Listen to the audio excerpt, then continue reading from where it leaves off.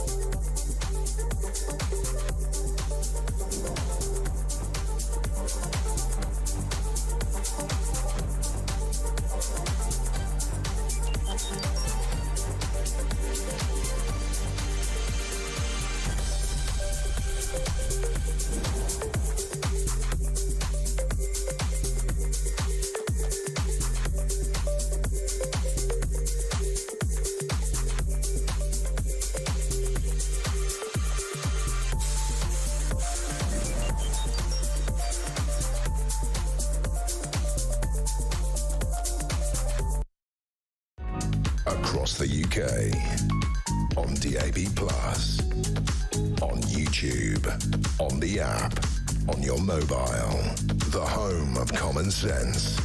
This is Talk.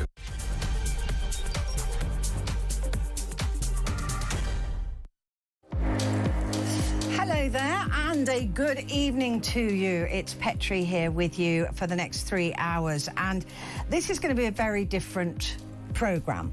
I did sort of tease it last night at the end of the phone-in, because I know that you know and loved Howard Hughes, he of Unexplained, and it just occurred to me that this is a story that Howard would have loved.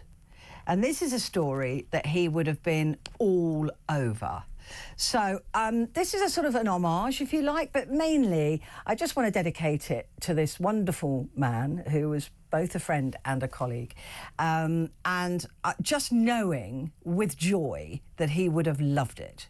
So this is for you, Howard, wherever you are, and I'll try and do my very best, but it won't be nearly as good as you are or were. So that's what's coming up. We're going to be talking about the drones, because it really is a fascinating story. And so this whole next hour is just drone-tastic. right? We are talking to all sorts of specialists about this. We're talking to people who know about drone technology. We're talking to people who have conspiracy theories about it. We're going to be talking to, journalists who can tell us what's going on in the UK and in Germany as well. So we're all over it in the next hour. And then at midnight, it'll be your chance to give me a call.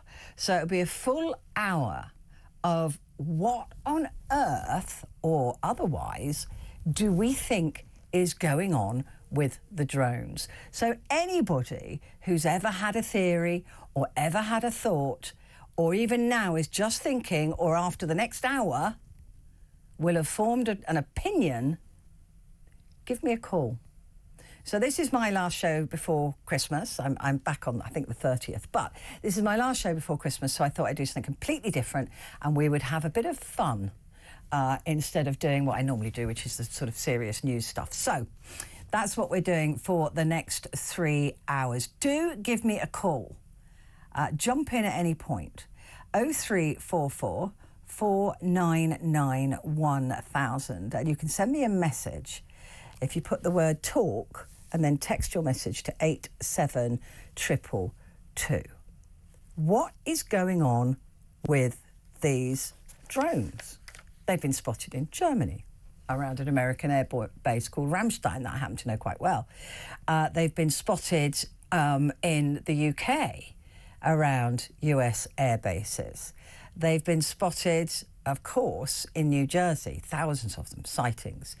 And they've been spotted further afield than that as well. And it's really bizarre to me about the non-explanation that is coming forward from our politicians.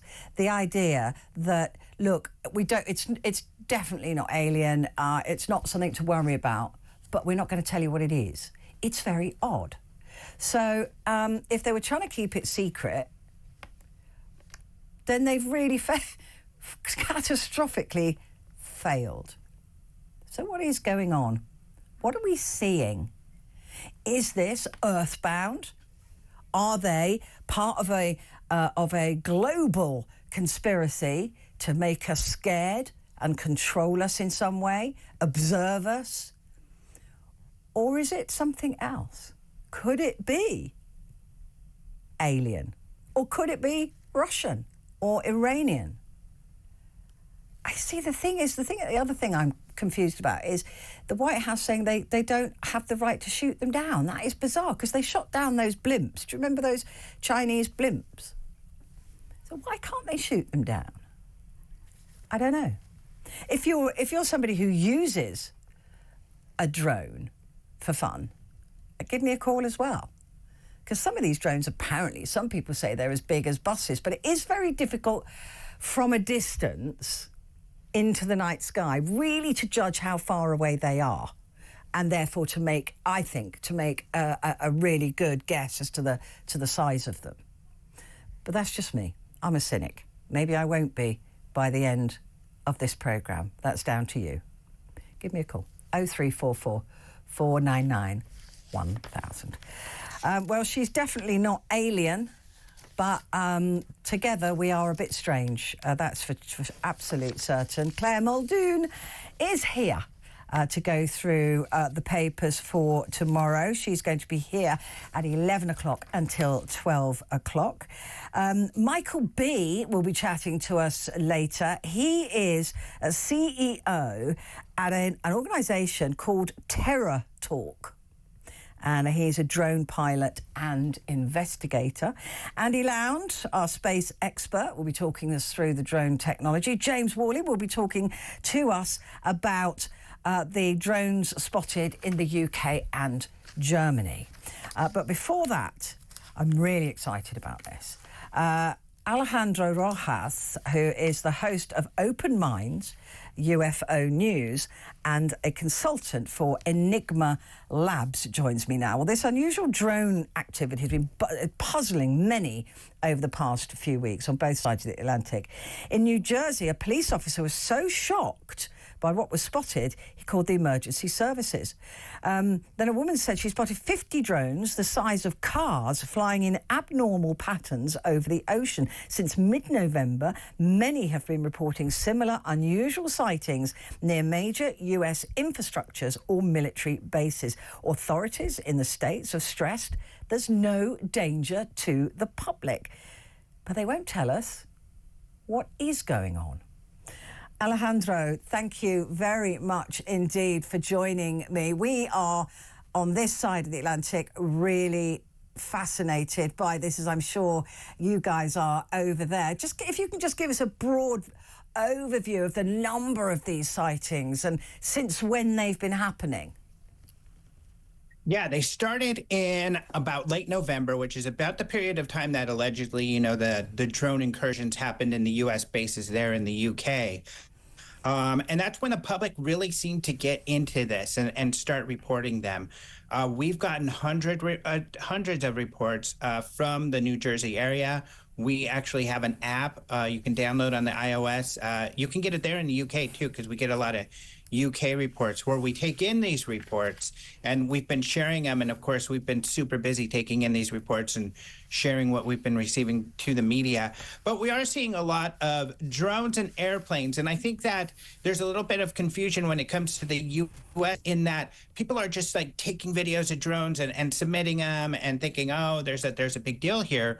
But of course, most places or a lot of places that drones fly around, it's legal. They can fly around. In fact, there is a drone testing area near New Jersey where that happens. So a lot of these drones that are happening are legal. They're not flying over bad places. But and, you know, the government has even said that, at least when it comes to the New Jersey, they're seeing mostly airplanes and they haven't found a case of a drone over airspace they shouldn't be in, but that's New Jersey.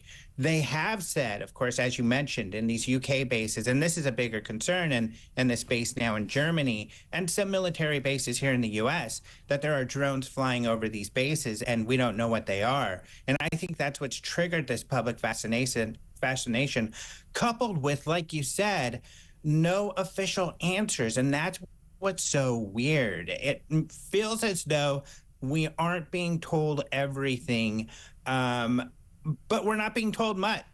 So we don't know whose they are, but we're not supposed to be afraid of them. We can't shoot them down. Meanwhile, the public is like, shoot those things down. And I think that's part of the problem. The public doesn't understand why they can't shoot them down. Well, yeah, I mean, that is puzzling to me because I do remember it was either earlier this year or late last year, those Chinese blimps, right? Remember those balloons?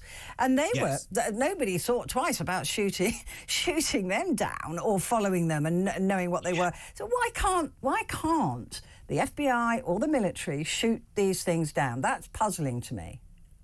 Yeah, well, in the Chinese situation, and even in the article or in the news that they put out about these UK incursions, they have said that we let them fly around and we observe them so we can find out more about whose they are and what they're doing. And that makes sense. You can understand why they would do that.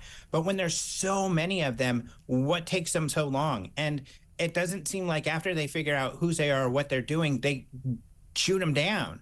At least in the UK, it looks like they are seeking like legal ramifications. They're going after whoever they think is doing this. But even in the UK, they haven't told us who they think it is. So we don't know who. And then in the US, they're saying we don't think it's China and Russia. Well, then who is it? And everybody's just left kind of more confused than if they had told us anything at all. So I think the government's really, and this mixed messaging or lack of messaging has really caused this problem, let alone them pushing it off on local governments and local governments really not knowing what to do. And in some cases, not doing anything about it. But you've got a situation, I mean, if I would have imagined, I used to work a lot with British military and as it happened, came in touch with a lot of American military as well. That if a drone is flying over an airbase, it could be taking photographs, it could be doing facial recognition on the soldiers and the service men and women that are there. How are they allowed to even fly over military air bases? I would have thought that would be absolutely preposterous.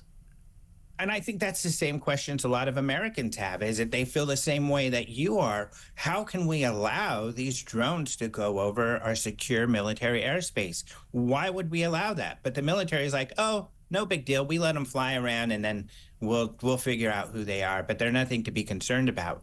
That's mixed messaging. It's not very convincing. No, it really isn't, because like I said, if it's facial rec and somebody wanted to, I don't know, blow up a soldier at some point or shoot a soldier, those things with the photography on those things are fairly good. And you could be able to pick up a face, you'd be able to identify somebody, aircraft, flight times, all sorts of information, valuable information. Why bother searching me when I go into, say, Nellis Air Base, right? Why bother doing that and checking the car if you're going to allow drones to fly over and take photographs or whatever else they do? It doesn't make sense to me. Yeah, and I think you're right. And I think there's something they're not telling us. That's just obvious. Maybe the procedures that they take are part of an investigation and they don't want to reveal to us the methods or why they're doing what they're doing. But it just is creating this panic. And you can understand, especially at a time when, we're seeing people using drones to kill each other every day in Ukraine. And we're watching these videos on social media and have been for months. There's reason for the public to be fearful. And, we need a more robust response. There's no doubt about that. And then furthermore, of course, we've developed this app to look at UAP to figure out the strange things going on. And that gets us a little excited, too, because, recently the American government has said that there are orbs that have flown over secured airspace, metallic orbs, and they don't know whose they are. And they seem odd to them. That seems odd to us because that's a very common kind of UAP that people report are bald orange orbs. In fact, it's somewhat similar to what military people have reported. So hang on, let me just confirm. The UAP is an unidentified airborne phenomenon. Correct. Okay. Correct. I just want to bring everybody else with us on this. Great point. But I mean, if somebody tells me that's not Russian, that's not Chinese, but we don't know what it is, then they don't know that it isn't Russian or Chinese, right? That's the logic to me, is you can't tell me what it isn't and then tell me you don't know what it is. Yeah, and I think that's what they're getting a lot of questions from reporters asking the same thing that you've asked. And they're kind of blowing that off because the point is, okay, even if you've confirmed they're not Russian or Chinese, whose are they? And if you can't tell whose they are or the motivation behind why they're there, then you can't ensure our safety or ensure that there's not a concern here. And the other thing is with these drones, it's not unprecedented that the US government or the British government, indeed, or any government, will say, listen, there's nothing to worry about, we're testing XYZ. We're not getting that either. So and that is not unprecedented. That has been done before in recent past, and it was, again, with the Chinese blimps and all of that. We were told almost straight away as soon as they knew and what was going to be done about it. But they're not even saying, the best way to put this to bed would be to say, we're testing sniffer drones for battle. So shut up, go to bed, don't worry about it. But why aren't they even... Because we're grown-ups, right? We can cope with that. That's fine. Yeah, even following that logic. Okay, we're testing something. Perhaps they don't want to say that's ours and we're testing it because they don't want the enemy to know the characteristics of it. But at the same time, then you're testing this in the public. And obviously the public is seeing it. That doesn't seem to be very wise. Yeah, it's just really weird. Every string of logic you follow ends in a big question mark, and it doesn't end in, oh, I feel safe because we've confirmed that, these aren't anything to be concerned about. I think that's the least. Even the best case answer where this is a bunch of hobbyists, people in the public who are being silly and flying their drones over secure airspace, I don't think that's something that the public would feel is not a safety concern and something they would comfortable with either, and especially over commercial where commercial airplanes are flying or over public and that would be airports. all over socials. Look at me, aren't I clever, flying over an airbase? I mean, I'm not buying any of it, to be honest. I don't know what's going on, but putting our jet fighters in danger, potentially putting in danger multi-billion-dollar systems, technical systems. Yeah, you're right. Everybody's very confused. It's really head-scratching, and I tell you what, if you create a vacuum, somebody will fill it. So that's why you don't create a vacuum, not in the military or in government. It's been fascinating talking to you. I wish I had longer, but thank you so much for joining me. Alejandro Roja there, who is a host of Open Minds UFO News and consultant for Enigma Labs. They were the ones that tracked these drones and put them on a map. It's quite something, the numbers that are out there. Quick break, and then we're going to talk about the drones in the UK and in Germany.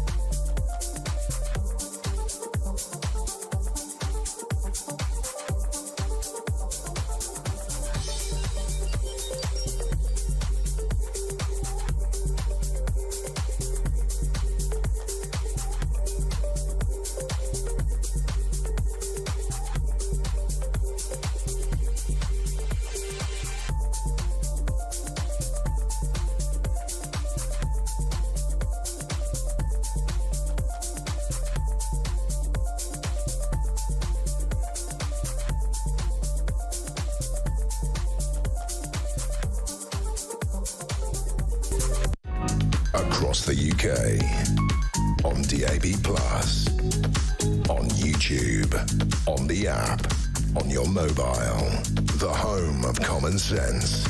This is Talk. Hello there. Are you convinced yet? Have you got a view? We are talking drones. Although the word drone sounds very dull, doesn't it? But it isn't. This is fascinating stuff.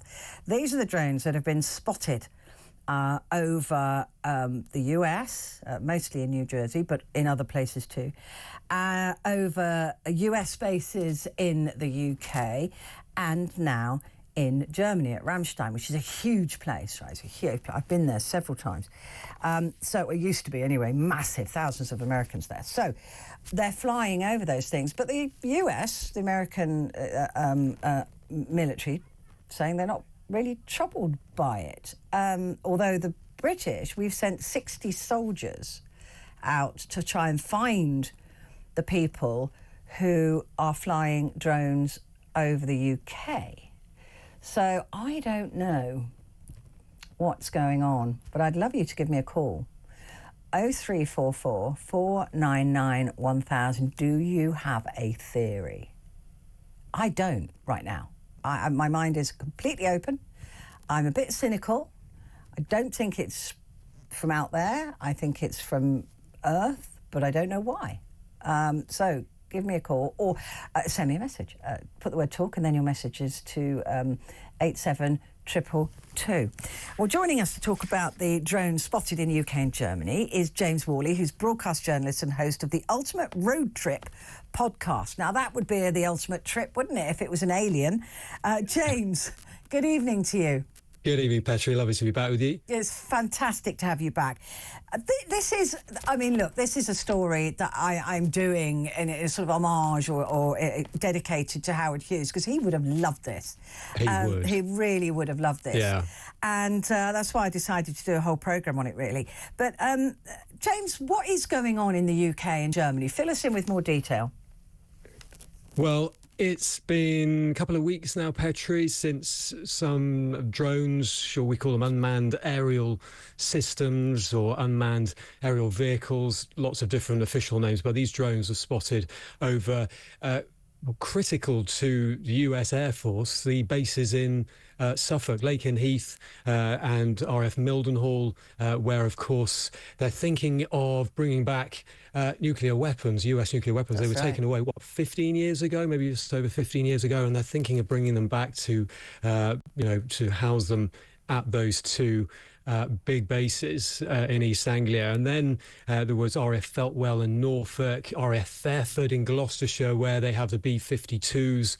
Stratofortress planes have been based, and they've been there on and off, and the B-2s have flown into Fairford. So these are, very important bases for the US Air Force. And as you just said, Petrie, a place that you know best, you know very well from your war reporting, Ramstein. That was on the 3rd and 4th of December.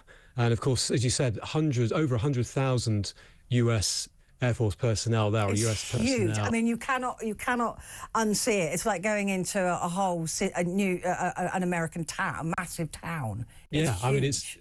It's the main headquarters for the US Air Force in Europe, isn't it? Yeah. And obviously with the Ukraine war, it's been very important in their support of the efforts in Ukraine.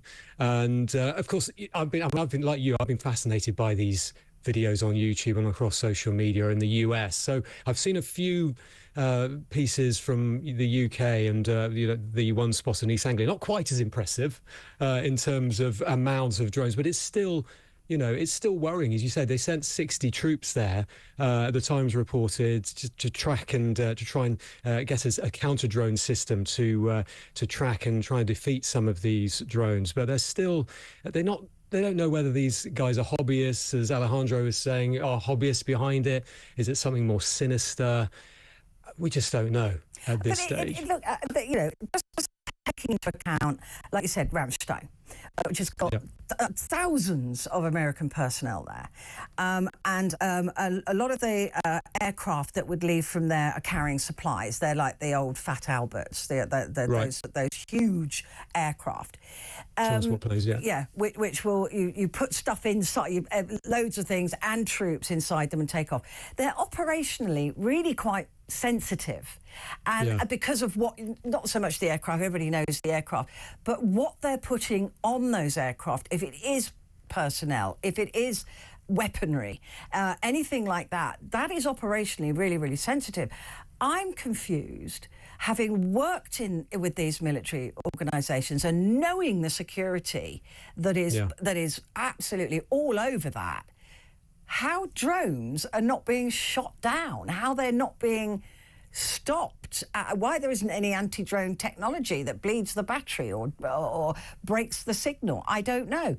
But it is absolutely flummoxing to me that these are being able to fly over these really quite sensitive, not all of it is sensitive at Ramstein, but certainly these aircraft are.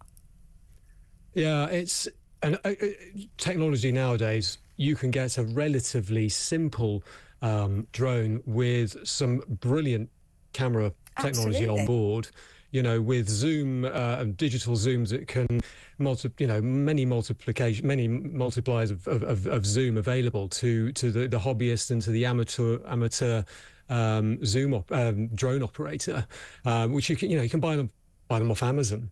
I mean, there are restrictions. Of course, these guys who, if they are hobbyists, they're not getting the necessary passes and compliance from the aviation authorities of Germany or here, because our laws have been pretty restrictive. They're more restrictive over here in terms of flying drones than, say, the US. So maybe that's why we've seen so much more drone activity over in the States. But I have a friend who's a documentary filmmaker, and she's done a really important piece about the Ukraine war and the effects on children. But she started out in doing drone videos and for commercial operators and commercial companies and property companies and car companies. And she said it's really difficult to get the correct form of licensing here if you want a drone of over 250 grams, I think, where that's when you have to get the certificate of competencies and you have to get exams. You as can't a pilot, just, you can't just as a pilot. Yeah. You can't, if it's a toy, if it's under 250 grams and it's not got any camera on board, you don't need any sort of license. But you have to start getting level 1 license and level 2 license if it's over 250 grams.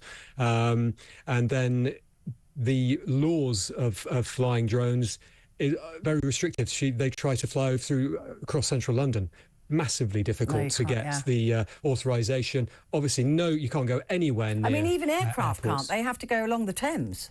Well, right? Exactly. They're not allowed across London. They have to go along the Thames. And helicopters, they have to follow the Thames down. You see the Chinooks across central London. Yeah. But talking about how drones can, just putting my travel hat on, believe it or not, Petrie, it was 6 years ago tomorrow that Gatwick was shut down by those drones that were spotted by a couple of security guys and just ruined Christmas for I think it was 130,000 passengers or people travelling in and out of Gatwick. So we've seen, instances where we've had, problems for the public. We're not talking about security and defence here, but the public have had problems with drone activity near airports, civil airports, obviously with Gatwick 6 years ago. So who knows what? Obviously, much more serious with RAF Lakenheath and RAF Mildenhall. Yeah, and why would these hobbyists choose American air bases and not British air bases or British military installations? To me, it's just, there's so much going on here and somebody knows something and we're not being told it, and that really frustrates me. James, brilliant to talk to you. We'll try and get to the bottom of it in the next half an hour, but I don't think we will. James Worley, Merry Christmas to you, broadcast journalist and host of the Ultimate Road Trip podcast. Right, the only thing a couple of things we've got to know now is, how do drones work, so we can perhaps figure out why they're flying, where they're flying, and who's flying them. Stay where you are. More to come.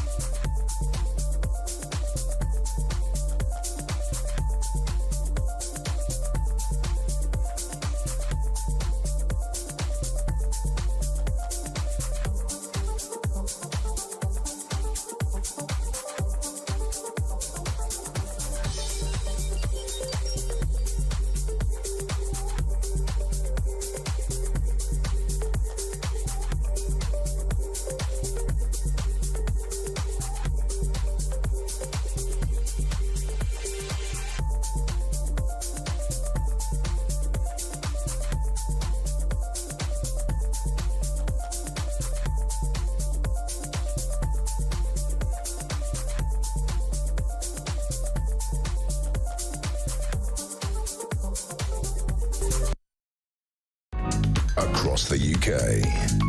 On DAB+, on YouTube, on the app, on your mobile. The home of common sense. This is Talk. Hi there. This is Petrie here with you, and I'm loving this. We're doing some investigation work into these drones. And when I was speaking to James Worley just a moment ago, and I referred to the planes as being our version of the Fat Albert, it's because I couldn't remember the actual name. It's a Hercules, a C-130 Hercules. They're out of... They've gone now. They've been decommissioned, the Hercules. They were brilliant. But anyway, so that's what I was talking about when I referred to them being the Fat Albert, because that was the nickname for them. Right, so drones. Give me a call. What do you think is going on? Let's talk to a man I think who'll know. He knows everything else. I don't know why we didn't just start with him. Andy Lown joins me now, space expert and expert on so many other things. Andy, oh, you looking incredibly dapper, my friend. Thank you. Merry Christmas to you. Oh, Merry Christmas to you. And big kisses. I wish I could give you a hug, but there you go. And to your gorgeous wife, Linda. Oh, yes, I will. Yes, she's just behind me, actually. Oh, so bless her. Hiding away there. Hiding away. Is she operating a drone? That's what I wish she was. Yes, it'd be a bit dangerous for her to operate one, I think.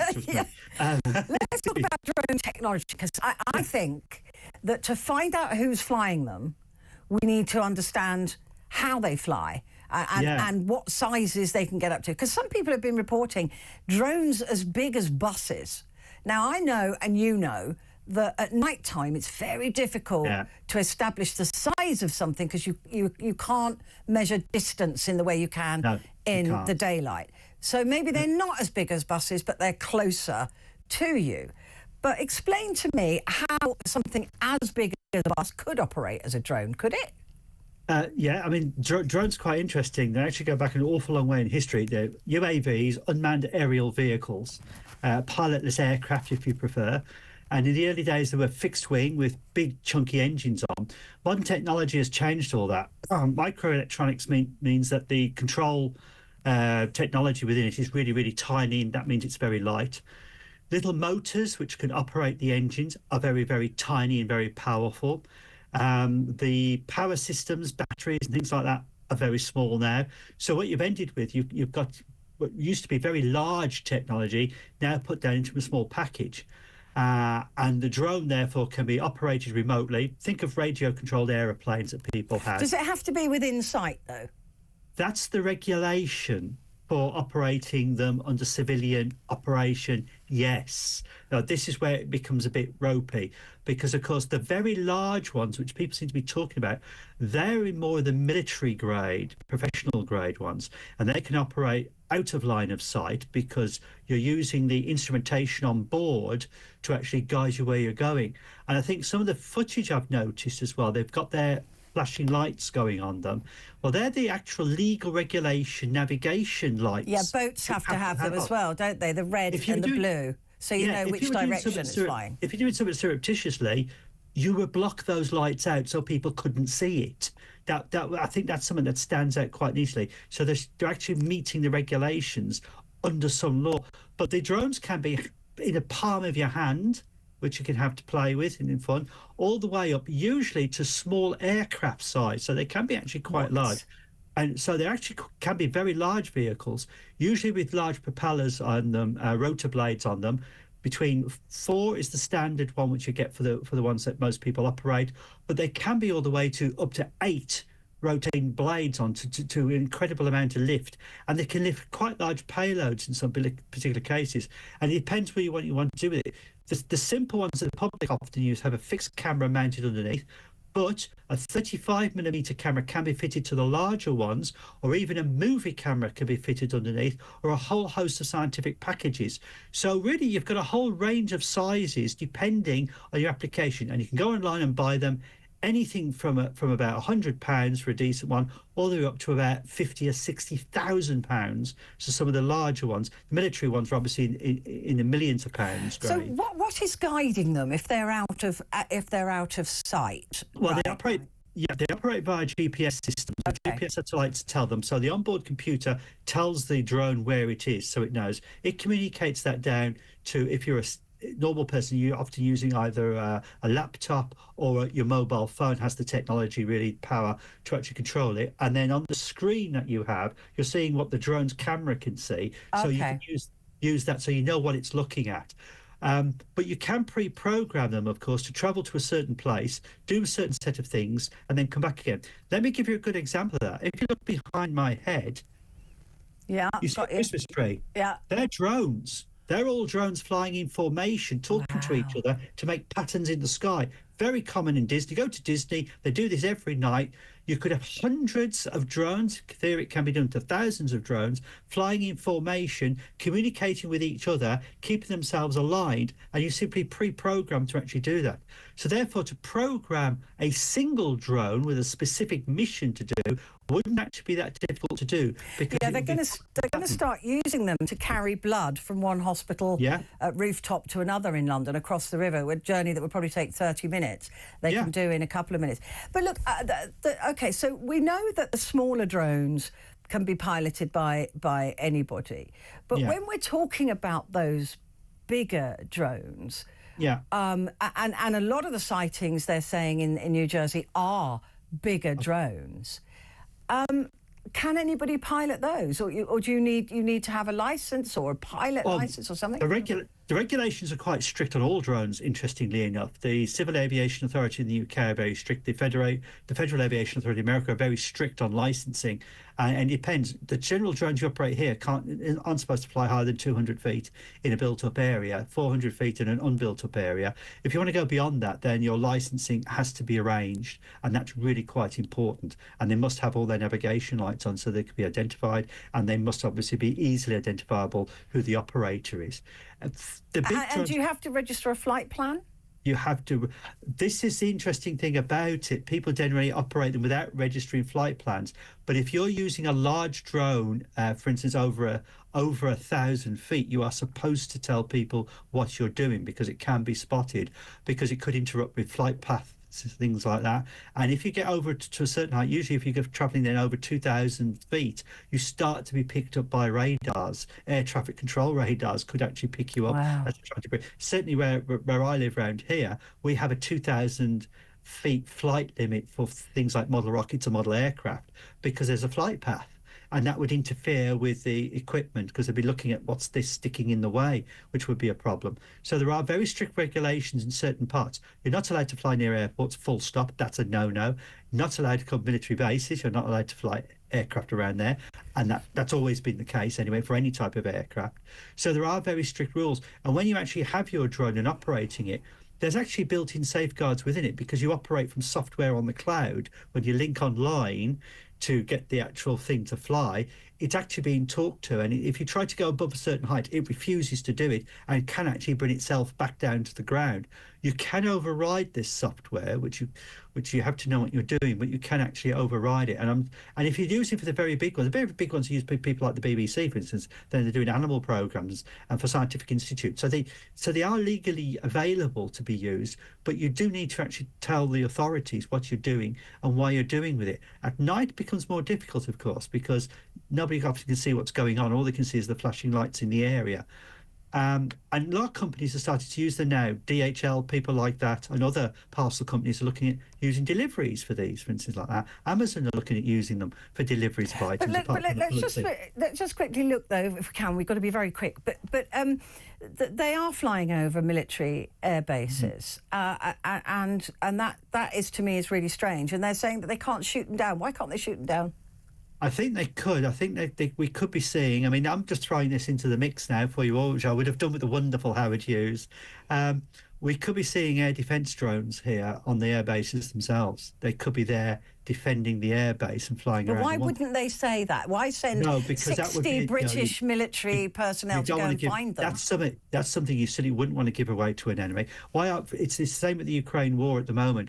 Why aren't the British and the Europeans and the Americans giving Ukraine their very tough weapons that would actually defeat Russia? Well, you don't want the Russians to see what we're actually using to enable countermeasures to be put into place. So I think the fact that one thing I think is noticeable, they're still operating operating with the correct normal running lights. That is a significant thing to me, because that suggests they're quite happy to be seen and to be spotted and identified. And it suggests to me they probably do know more that they're there. I have no doubt in my mind that you could bring one down if you wanted to. There are air defences which can interfere with the signals of these vehicles. That can be done. That's been operating all the time. But you don't want to really operate things to give it away to other people what you're doing. So they could bring it down, I think, if they really felt they wanted to. And I think there's a lot of interesting things happening at the moment, and I think they deliberately misting our eyes a little bit, mixing up the waters in order to. How much, just very briefly, would Howard Hughes have loved this story? He would have adored this story, because he would have loved all these different opinions, and he'd love to get everybody together. Yeah. And you're doing a great thing. You've really got into the flavour of it. You know, you're getting us all excited about it now. I am excited. I'm really interested. I'm trying to do Howard proud. That's what I'm trying to do. I'm never going to be anywhere near the man, the broadcaster he was, but I'm doing my best. And Andy, it's such a pleasure to have you with me. Very Merry Christmas to you and Linda. Have a wonderful time, won't you? And I'll see you soon. So that's Andy Lamb, space expert. Right, stay where you are. We're going to be talking to somebody who's the CEO at Terra Talk next.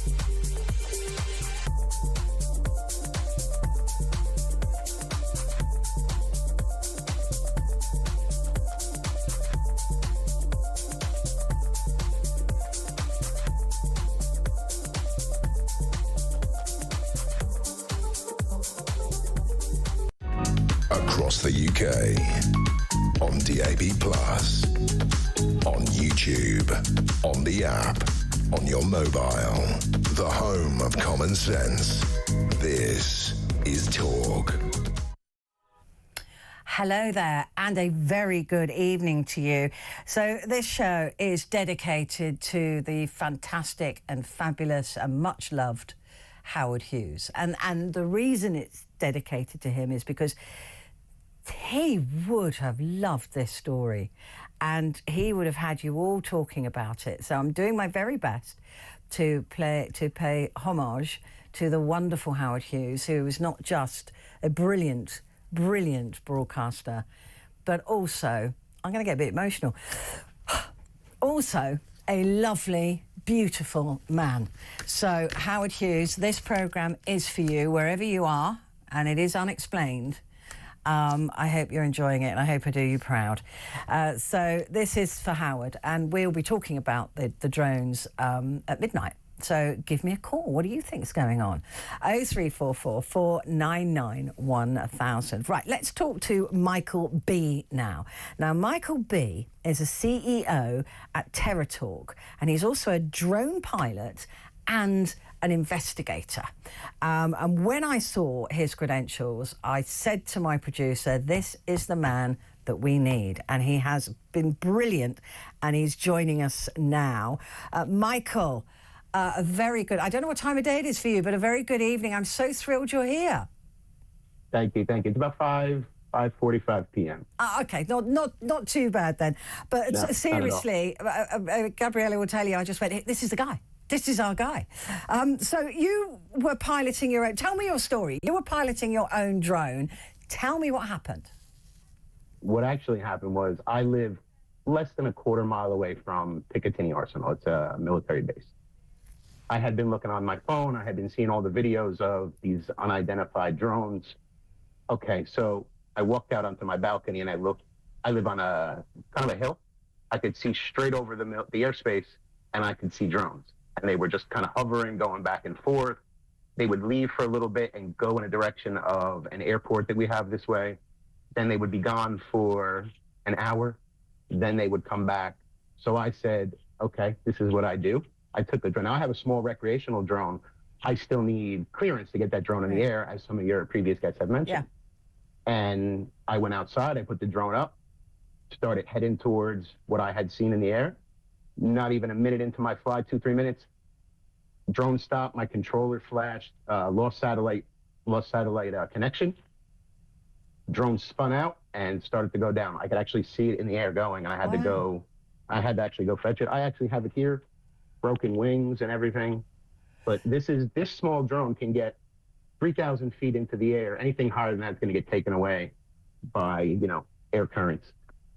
And it just stopped near the mystery drone and then dropped out of the sky. It just stopped. So I wasn't sure, was it the military that affected my drone as it came in? If so, why are the other ones not being affected? And I've heard theories that maybe it was the military putting their own drones in the air.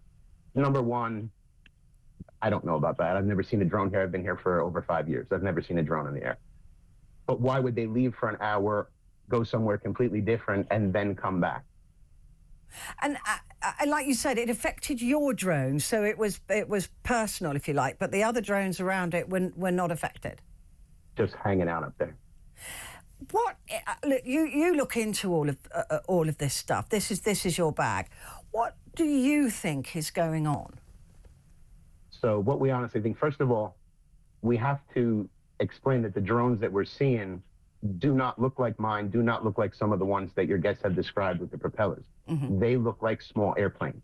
The only way you can tell the difference is at the height they are in the sky, they would be much bigger and traveling a lot faster if it was an aircraft.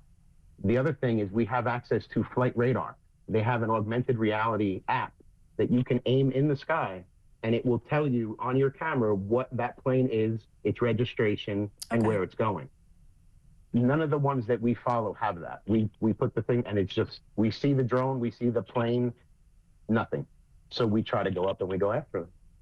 But so they're not, so basically they haven't registered a flight path, or they're not registered at the local airports and things like that, because otherwise they would have a flag number on them. They're definitely up there without someone's knowledge. And you said you've lived there for a while, and we're being told, well, not very much, but we are being told, look, these are probably just hobbyists. They do it all the time, nothing to see here. Right, that's basically what we're being told. But if you're regularly there, my interest is why suddenly, if they are hobbyists, are they doing it right now? And how come they're allowed to get so close and sometimes even go over military installations, which you would know shouldn't be possible? Right. Honestly, I think whoever's up there, what we think is that there's something else right now going on in the sky.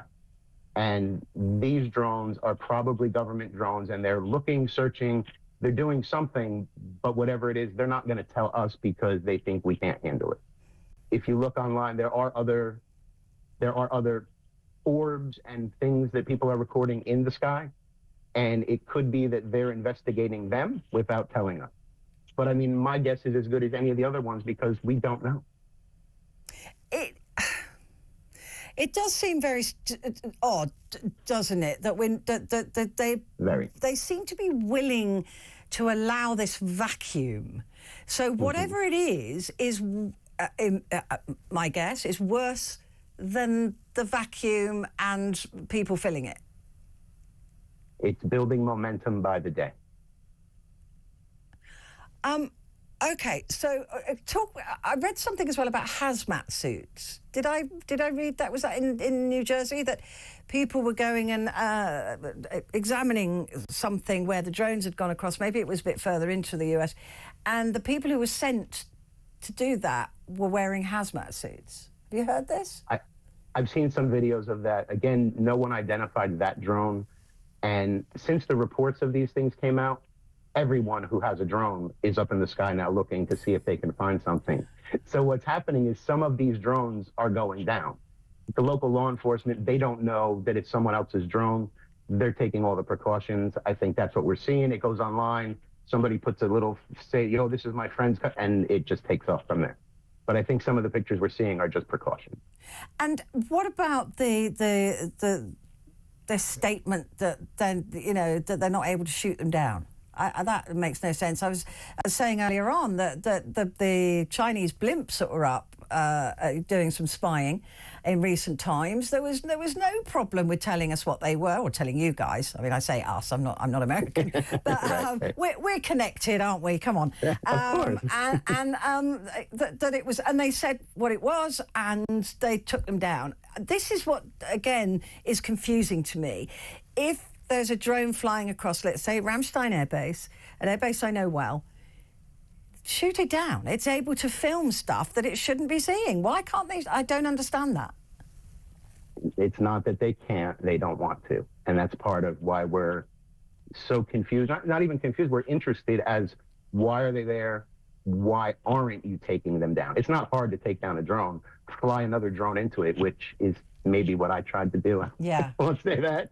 But just so you know, we went near an airport and I couldn't get clearance on my drone to get it in the air. Really? I tried and tried and tried. It just said restricted airspace. Yeah.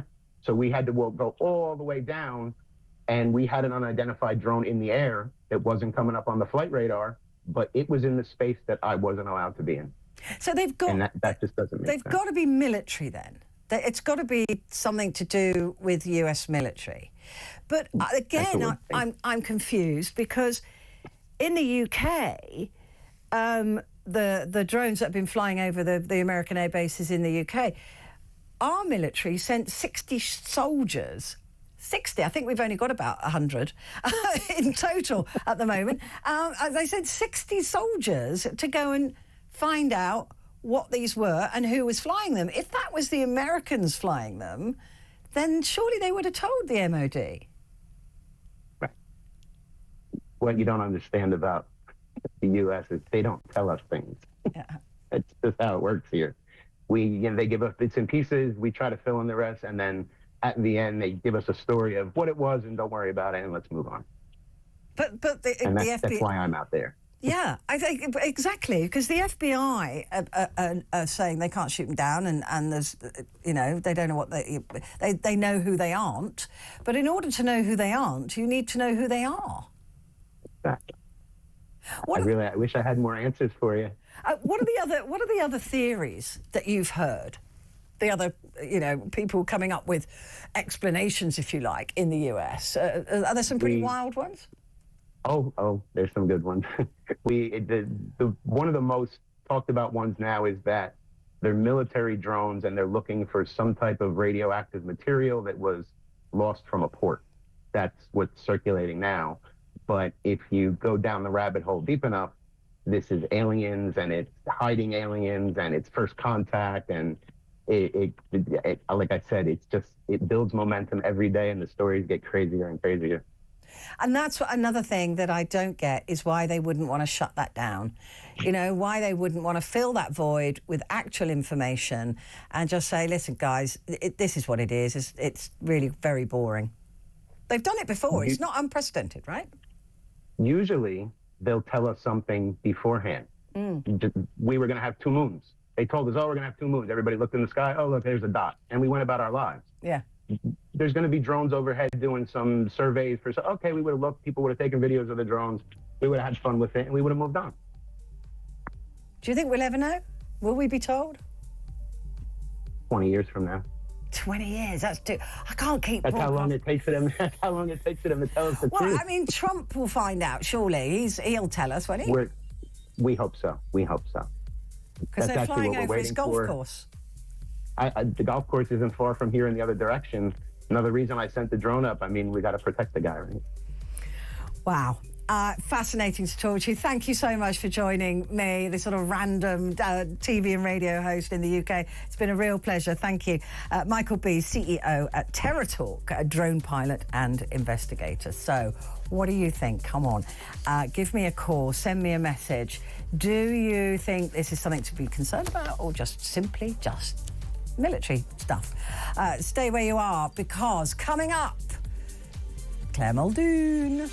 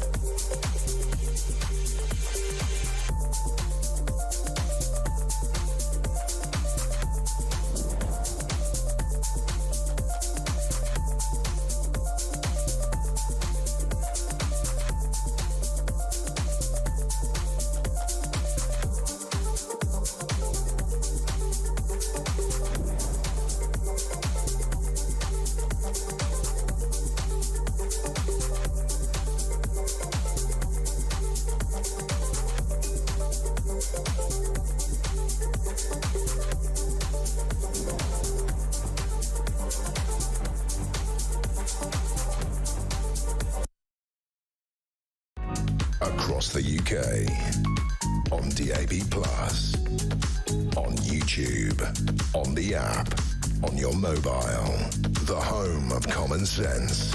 This is...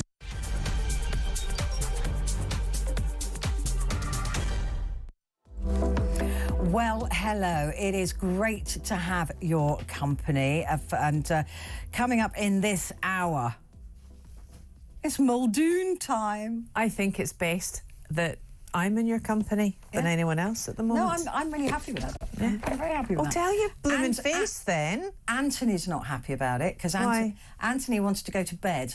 He said, I thought I'd have an early night and watch you on catch-up until you said you and Claire are doing the papers. Yeah. Oh, well, what's another hour? Hi, Anthony. Hi. Thank you. We've been talking drones. Have you been captivated by this story or not at all? It's just passed you by? Not interested? No, I mean, it's not passed me by. Obviously, I knew that I'd heard, because I'm going to America in New Year, that something was amiss there. But I just never knew what was going on. I don't think they do either. But Trump's come out now and said, everything's fine. Everything's fine. He knows about it. Everything's fine. But the thing is, it creates a vacuum of information. Also creates the anticipation for a conspiracy theorist as well. So the vacuum, they don't mind that being filled with conspiracies. Why don't they just say what it is? I don't know. It's bonkers. I don't know. But anyway, Howard... Do you wear a tinfoil hat? No. I'm not somebody... I'm very cynical about things like this.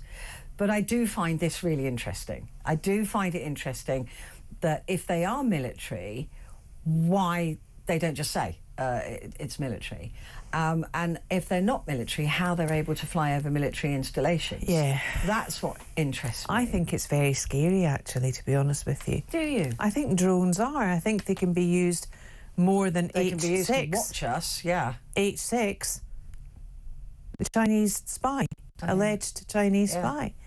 So they're actually infiltrating more concentratedly than someone living and breathing, more surreptitiously as well. I don't like the thought of it. I think it's... I know that... I don't know if you knew Howard, but Howard would have loved this. No, I didn't know him. Oh, he would have loved it. Literally, he would have been absolutely all over it, and that's why we decided to do it. It's my last show before Christmas as well, so I thought we'd do something a little bit different. You're off, like you said, to America. Yeah, America. NYC. Lovely. With the kids? With the children. Yeah. Well, they say children. Tom's 20, Anna's 22, Caitlin's 27 in February, and Stephanie is 25. Oh, my goodness me. And you're all going to New York, going there for New Year? We're flying off on New Year's Eve. You're flying there I'm flying there on New Year's Eve. Right. The flight's at But you're going to 1. arrive... I'm going to dial in for you. Yeah. Just after your New Year here. Yeah. From somewhere, quaffing champagne, no doubt. Hopefully I'll be sober-ish. And, yeah. That sounds brilliant. For 5 nights. I'm away for my birthday as well. Jake would be really jealous because he wants me to take him to New York. Wow. Which I will.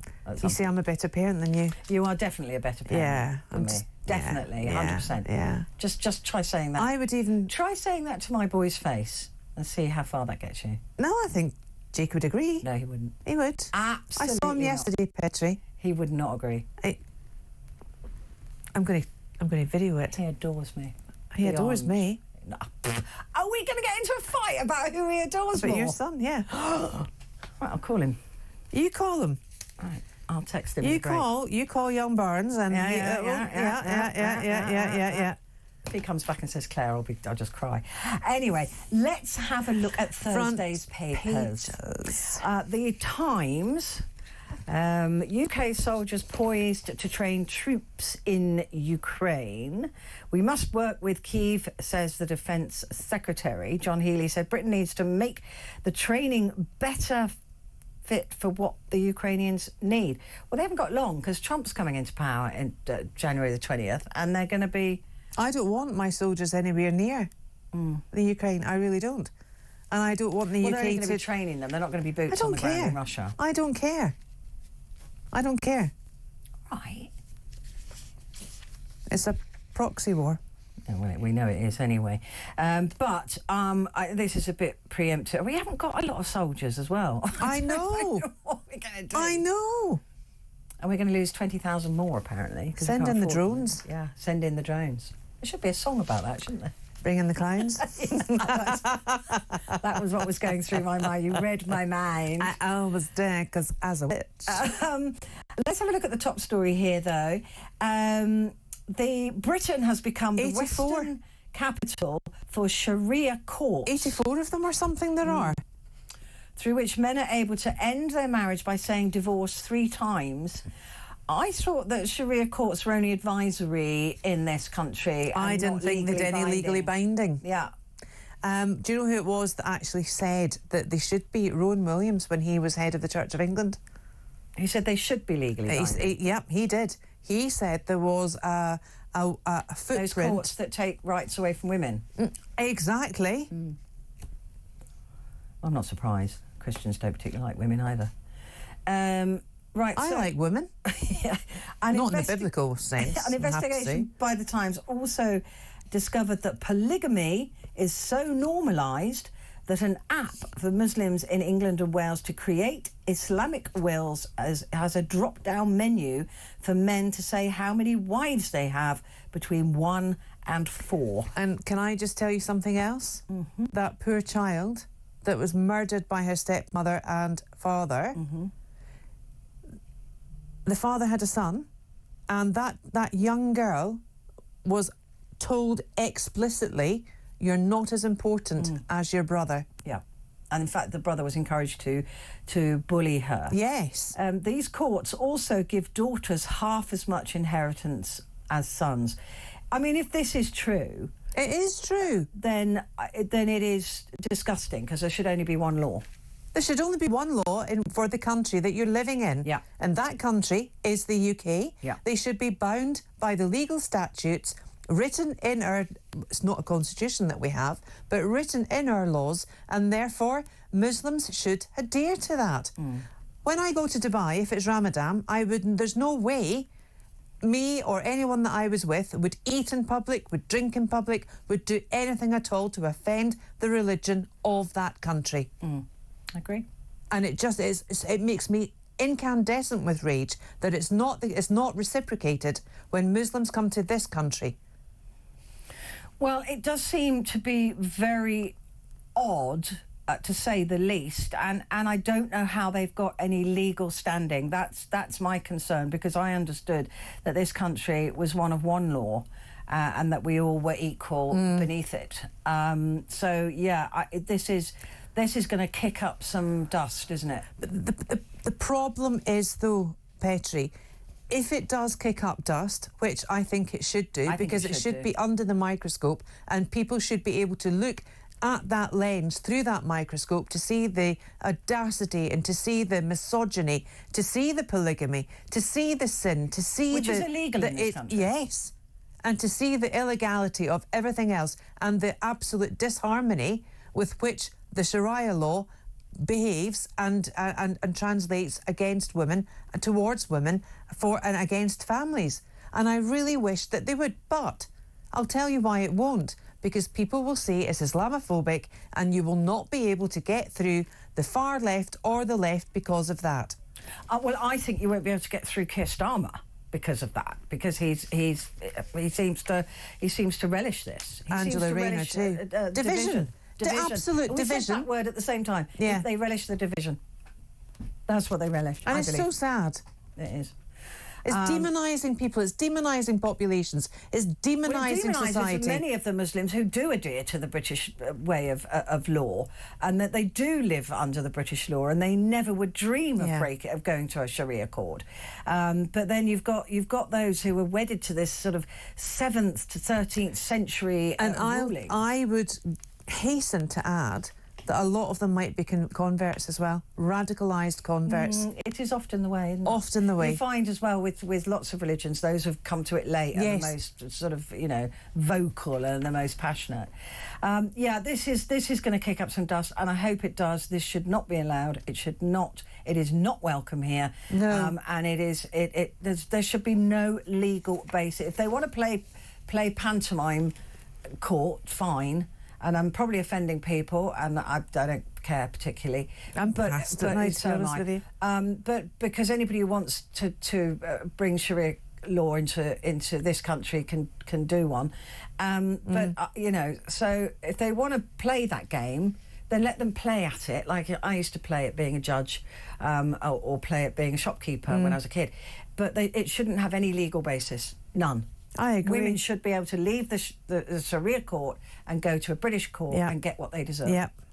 In my view. Yeah. Just an opinion that I'm probably not allowed to have, but there you go. Sexist society. This is absolute bunkum. Have you read this? Sexist society raises the risk of Alzheimer's for women. Women sexism contributes to an accelerated decline in brain health in women, apparently because we're battling sexism, and the way that we're treated means that we're more prone to Alzheimer's. Do you know the two occupations, this was a report in yesterday's papers, the two occupations that are less likely... I saw that. Yeah. Name them. Taxi drivers. And? Bus drivers. No. Taxi drivers and ambulance drivers. Paramedics. Yeah. Because they're using their brain. Yeah, the knowledge in the hippocampus is larger in taxi drivers. Do you remember one of the first winners of Who Wants to Be a Millionaire was a black cab driver? Yeah. They know everything. I know they do. They do know everything. And 50% of people that apply for the knowledge, as it's called, fail. And also, it's the same as taking a degree to do the knowledge. But, you know, everybody now's got sat-navs, and we're just mushing our brains. Are you moving on now, are you? Listen, it's my show, I do what I like. I know, so I'm only asking. Right. No, we're not going to. It says here... You've got booze there. Should you... water in a bottle. What oh, no, that's gifts for the team. But where's mine? Should Can you we not really... open it now? No, we I'm can't part of the open it team. now. Why? Because it's illegal to drink on air. What? Yes. It's against Ofcom. No, it's not. Yes, it is. Phil Dave allowed it in Christmas last year on No, David but Bull's that's show. different. That is testing. That is not knocking it back like you and I would. Sort of inhaling Steve it. Denyer, aye. Should you really drink a glass of wine a night? So have you moved on now? No, this is at the top of the Times. Oh, but that was one of my stories for today. Will you pay attention? That were in today's papers. Right, well, it's also on the top of the Times for Thursday. Yeah, you should really drink, not just a glass, but a really large glass, like a bottle-sized glass. Where do you stand on mulled wine? Right, I'll tell you exactly where I stand in mulled wine. Only one cup, one mug, or one glass of the season, rest in the bin. Thank you. Just get into the festive spirit. I put my tree up before December the 1st. Why would you drink wine that's got sugar and plants It's in just like hot sangria. It really is. Don't say that. The Spanish will be upset. But mine's beautiful. Is it? I Do you put put brandy in brandy in it? Oh, I knew you would. I would high-five you right now. Brandy, star anise, cinnamon, orange slices, brown demerara sugar, and you can't.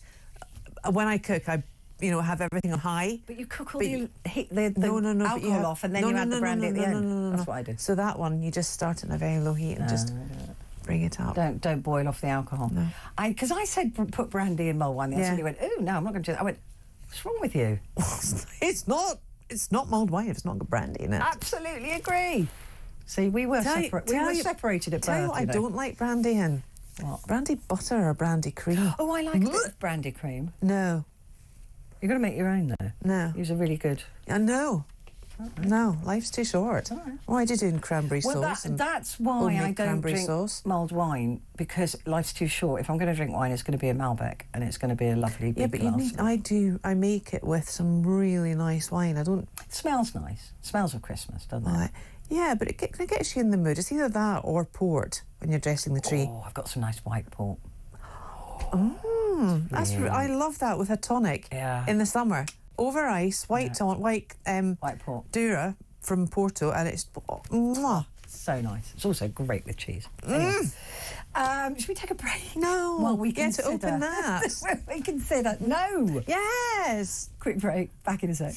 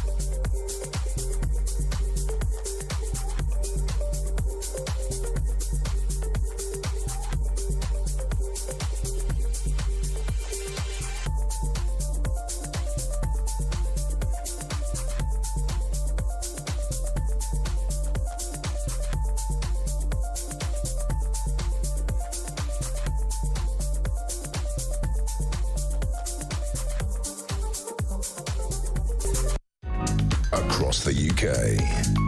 On DAB+, on YouTube, on the app, on your mobile. The home of common sense. This is Talk. Hello there. Good to have your company until the top of the hour. Claire Muldoon is in the studio with me. Claire, this is a horrible story, and so often we hear about teenagers mucking about in cars and ending up, you know, either killing all of them in the car or killing their friends. Often the driver survives, so it must be because of the steering wheel and the airbag and things like that. So this is a horrendous story. The young man involved, 19 years old, has been sent to prison for 9 years. He's also got quite significant brain damage and facial disfigurement, but he was the driver and was seen inhaling nitrous oxide as he drove up to 97 miles per hour in a 30-mile-an-hour speed zone. There's lots to unpack in a story like this. One, the timing of it, so soon to Christmas. Secondly, for me, a child, 19, a child of that age, being able to afford or be afforded the luxury of the insurance for having a licence for just under a year to drive a super-powered basically huge a death BMW, machine, big engine, big engine, a big car. And then the third thing, for him to have done something so ludicrously stupid. Just showing off teenagers, isn't it? It's loud music, showing off. I don't know. And to have other innocents in the car with him. We don't know if the other kids were doing in the car. Apparently they were doing this. You could see the images of them also. So by innocence, my view is that they didn't go there to be killed. No. So they were innocents. Yeah. And look, this boy clearly, obviously didn't want to kill his three best mates. But why? What is it about young people's brain? This is why they shouldn't be allowed to even vote at 19. Their brains are not there yet. They're not formed. I don't care who says that they are old enough. They're not. They're not. And they're mucking around, being off their faces. Nitrous oxide, this so-called this gas that makes you go, it's laughing gas basically, isn't it? I think, but it makes your head go funny, and you can't It's not the same as inhaling a helium balloon. No, it's not. It's not. No, I think it's the same stuff that you have when you go into labour, when women are having their babies. I think it's like that kind of laughing gas. I know it's the stuff that you put form into of nitrous to make something foam. Yeah. You can imagine what it's doing to the blood. Oh. What it's doing to your insides. Well, just to your brain. I mean, this is... I just despair of the stupidity of these teenagers. He's got that on his... He's got that remembrance for the rest of his life. He can't remember it. But because he's got quite significant memory loss from the injuries. But he knows he's killed his friends, and his friends' parents. So one of them was 17, I think. Elliot Pullen was 17, and Daniel Hancock and Ethan Goddard were both 18 years old. And the guy who killed them was Thomas Johnson. Now, it doesn't matter what everybody else is doing in the car. As the driver, you stay sober. Right? You don't take drugs, you don't take drink, you don't... Every friend of mine will tell you that if I am driving, I will drink nothing. I will just drink water. Or when I did drive in London, if I had to take one of the kids up to university, I wouldn't even drink the night before. Because I know, but do you know, we were of the age group though. Do you remember all the drink driving adverts? And people who are listening or watching right now will remember those as well. They were horrific and they scared the bejeebers out of all of us. I don't see any public service adverts anymore, do you? No, but I'll tell you what I do here. When I'm on the tube or on the trains, drink water, hold on to the side, keep your feet away from the brushes. Nanny statism. And yet nothing not on your realism. Drivers. Yeah, we used to get the, clunk click every trip, the hammer hitting the peach. Do you remember that? Was pretty graphic. That was, and the crash test dummy one. Savile. Savile did the clunk click every drip. Takes on a slightly different meaning now. But anyway, yeah, but we had the adverts of the drink driving. Do you remember the one? It absolutely horrified me. It was in a pub, and there were two people sitting behind it, and then suddenly the desk, the table, started moving and became a car, and killed all the people, killed loads of people in the pub. And you just go, oh God, it scared us. And there used to be into police out sober. doing breathalyzing tests. Yeah, and I mean, this is the problem, that I don't know if I mean, this kid's parents would have seen those adverts, right? But why don't we pass it on to it? But we don't see those public service ads anymore that go, you'll kill your friends. I mean, there was those other boys, wasn't there, who went camping, those lovely boys who were at Hereford School, and they ended up in a ditch, and they drowned. And you just go, you know, these were young boys, no sense of they were taking anything or using anything. And Tom Weiss, the big rugby player who was caught up in the floods. Yeah, but it's the driving. It's just be sensible. I don't understand. It's well, so there was no nitrous oxide in our day for a start, right? No, so it was available. basically drinks, weed, and harder drugs.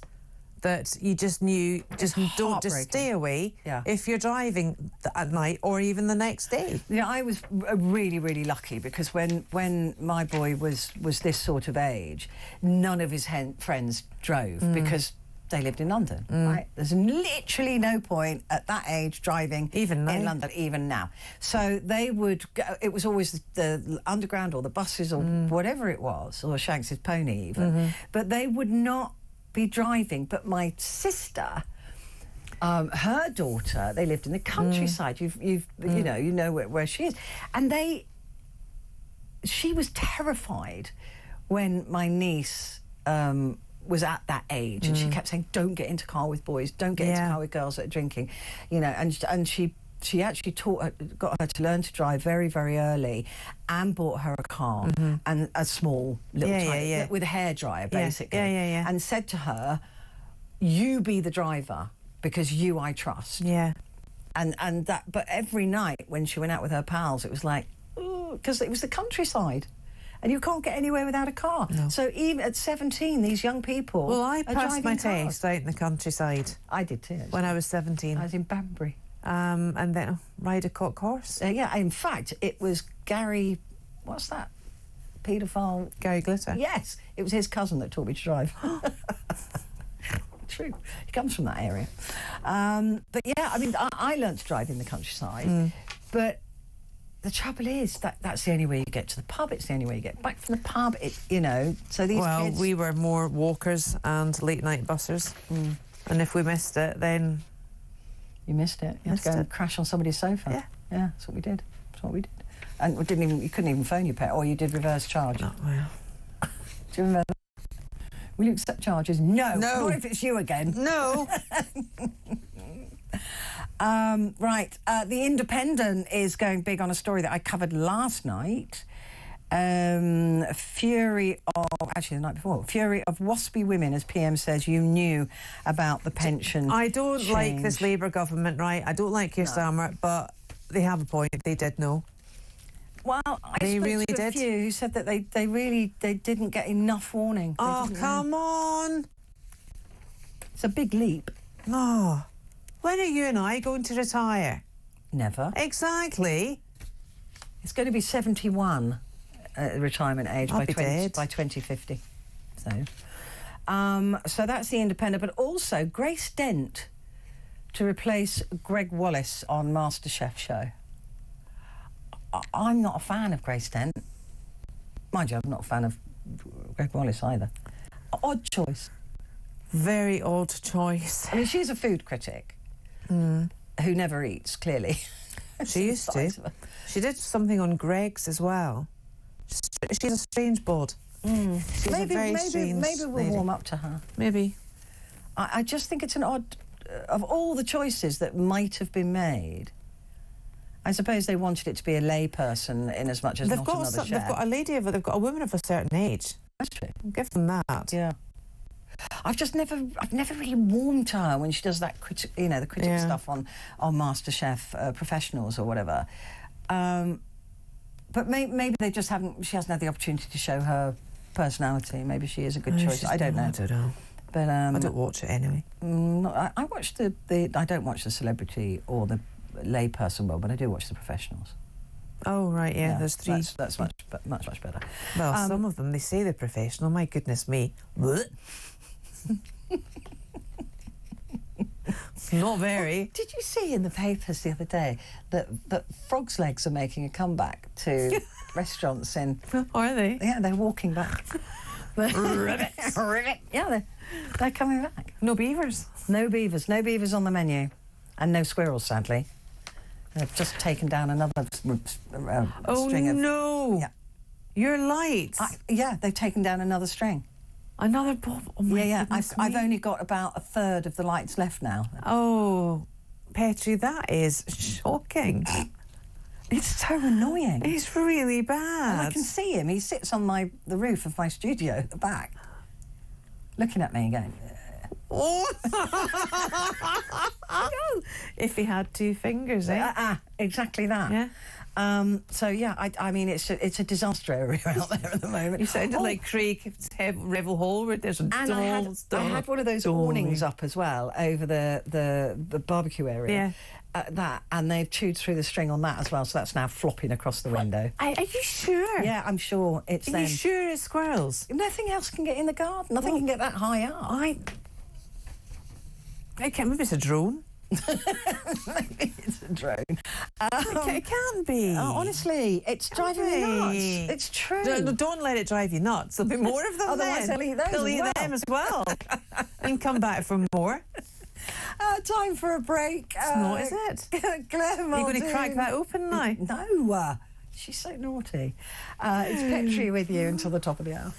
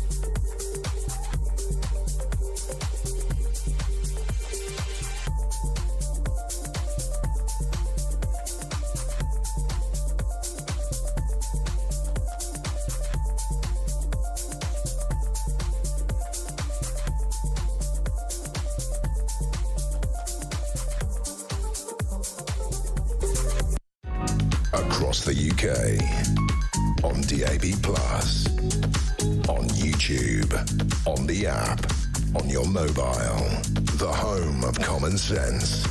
This is Talk. Hi there. It's good to have your company. Until the top of the hour, we have with us Claire Muldoon. Claire Muldoon. I'm gonna write a song about you, I think. Maybe a poem. Write a poem. Okay. What rhymes with Muldoon? Too soon. Gloom. No doom and gloom with No Muldoon. doom and gloom with Muldoon. Do you know what Porrick said when he put on a Scottish accent? Like, I sound like I would, if I were to put on a more enhanced Scottish accent, I would sound like Mrs. Doubtfire. Porrick, who's Irish, he does the best impersonation. He does very good impersonations, actually. Of Kevin. Kev. Does he? Yeah, Kevin O'Sullivan. He does quite... Better than Kevin. Oh! It's so good. He's very good at impersonations. He's very, very good. Do you know how desperately young he is? 30. Yeah, terrifying. Anyway, let's have a look at the Daily Telegraph. We can't really read much on the front page. Often the Telegraph is a bit wobbly. But the ECHR, the European Court of Human Rights, lets the heroin kingpin stay in the UK. A dangerous crime boss fears persecution in Turkey, despite having visited there 8 times. There's got to be more to this than we can see. Literally and metaphorically. Yes. Yeah, I agree. Yeah. Right, let's have a look. Starmer's chief of staff sent on a secret mission to woo Trump. Not very secret. It's front page of the Daily Telegraph. Yeah, it's really not secret. It's like a Oh, drone, come isn't it? on. Very Starmer, though. Yeah, very Starmer. Oh, Guinness is a shortage. Tell you what, there's or a also a genius... shortage of drinks in this place. Not allowed to drink on air. Yes. Unless it's part of the programme. We could have... It's part of the programme. We should have done a testing. Mulled wine. Guinness shortage Wink, wink. or genius stunt. This is brilliant. They've got so much publicity for Let me show you something. There's got so much publicity from saying there's a Guinness shortage. They are... Everybody's but going there into is- pubs and ordering it. I took my son to the pub last night. You're such He a got good the mother. last pint of Guinness in the pub. No. Yes. And do you know, I did this. Do you know what that's called? What? On my first ever attempt. Splitting the G. And that is what they're saying is causing the Guinness shortage. Because all these Gen Zs, now that they're out their oat milk phase, are now going into their Guinness phase. And I did that. So you've got to drink it down to where the G is, halfway to the G. Halfway to the G, because the G that's perfect. Can you see? Yeah, you've done well there. I've done really well. And it's got to be right in the middle. It's got to otherwise be right in the middle. Well done. In one glug. In one glug. And that's why there's a shortage of it. Yeah. I don't know if that's the reason, but... Well done, though. Congratulations. Thank you. You must be very proud. I am extremely... One of the proudest things Proudest moments of your life. Right, that's the Telegraph. The Daily Express for Thursday. Prince Andrew frozen out of royal Christmas lunch. Good. This is old news. We were talking about this on Monday. Yeah, but good. Yeah, great. I mean, I was saying, King Charles must wake up and go, what now? What's he done today? Mummy, come back. Please, Mummy, come back. Please, Mummy. The Daily Star have been at it again with the Pritt stick, and I love the Daily Star. I love the Daily Star. I love the Daily Star. Yeah, I love it. So they've got a lovely picture of King Charles. But what did they say in front of the king? How did they describe him? Sausage-fingered king. Why? Because they look his fingers look like a pack of Wall's sausages. Do they? Yeah. That brand particularly. Well, there are or Richmond ones. Would you probably say Richmond sausages? Yeah, they're a bit speckly though, aren't they? Sausage-fingered king is urged to represent the human race when aliens invade next year. How is this? I mean, this could not be a better front page for what I'm talking about. Do you know the even better thing is the play on words?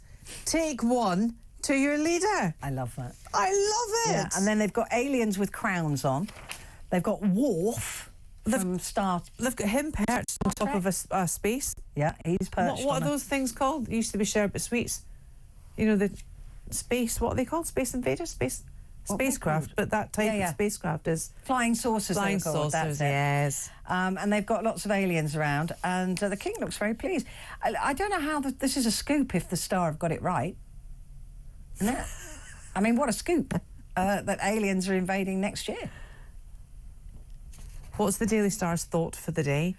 What's his thought? Tough week. At least you're not Prince Andrew. But I think you can say that any week, can't you? Any day. Any day. Any day. Just remember that when you're feeling miserable. At least I'm not Prince Andrew. So that's the Daily Star. Kaz has sent a lovely message. So with a beaver and mouldy, it types out mouldy. Well, I think it's Muldoon, yeah. I've got it.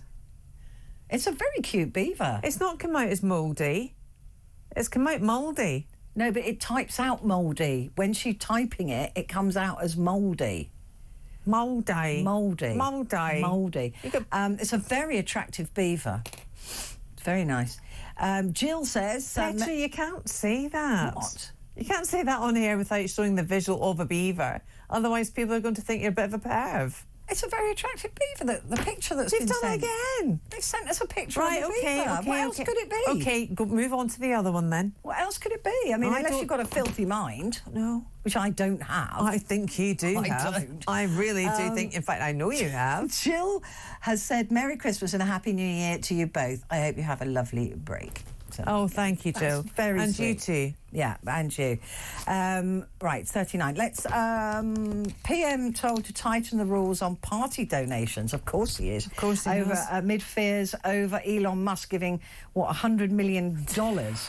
What do you make of that story? I would be very concerned at anyone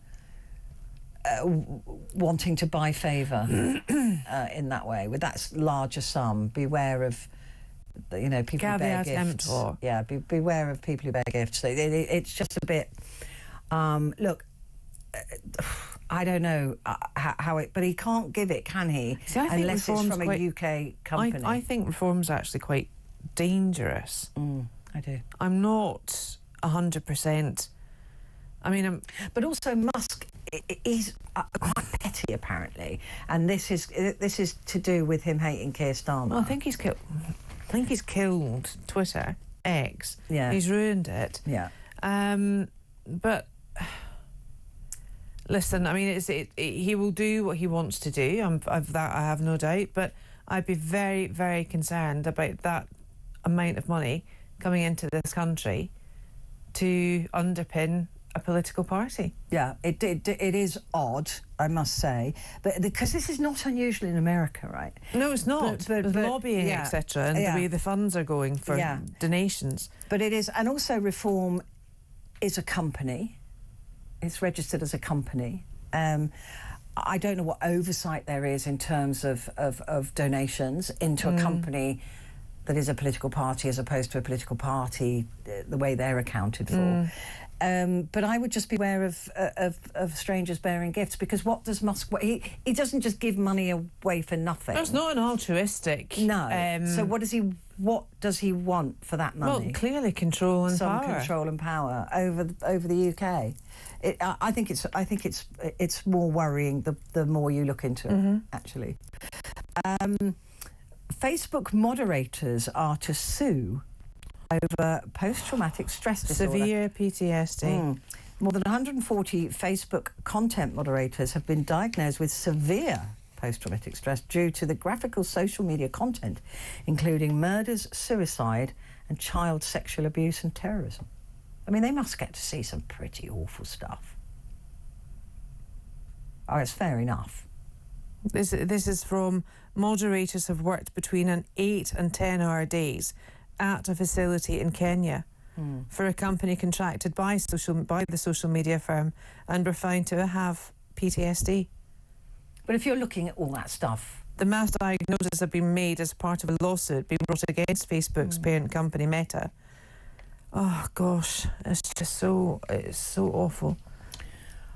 It is awful, and The world's such a horrible place. It is such a horrible place, but there's a duty of care that they have over the people who are looking for that stuff, as and the Met removing Police it. do in the Vice Squad.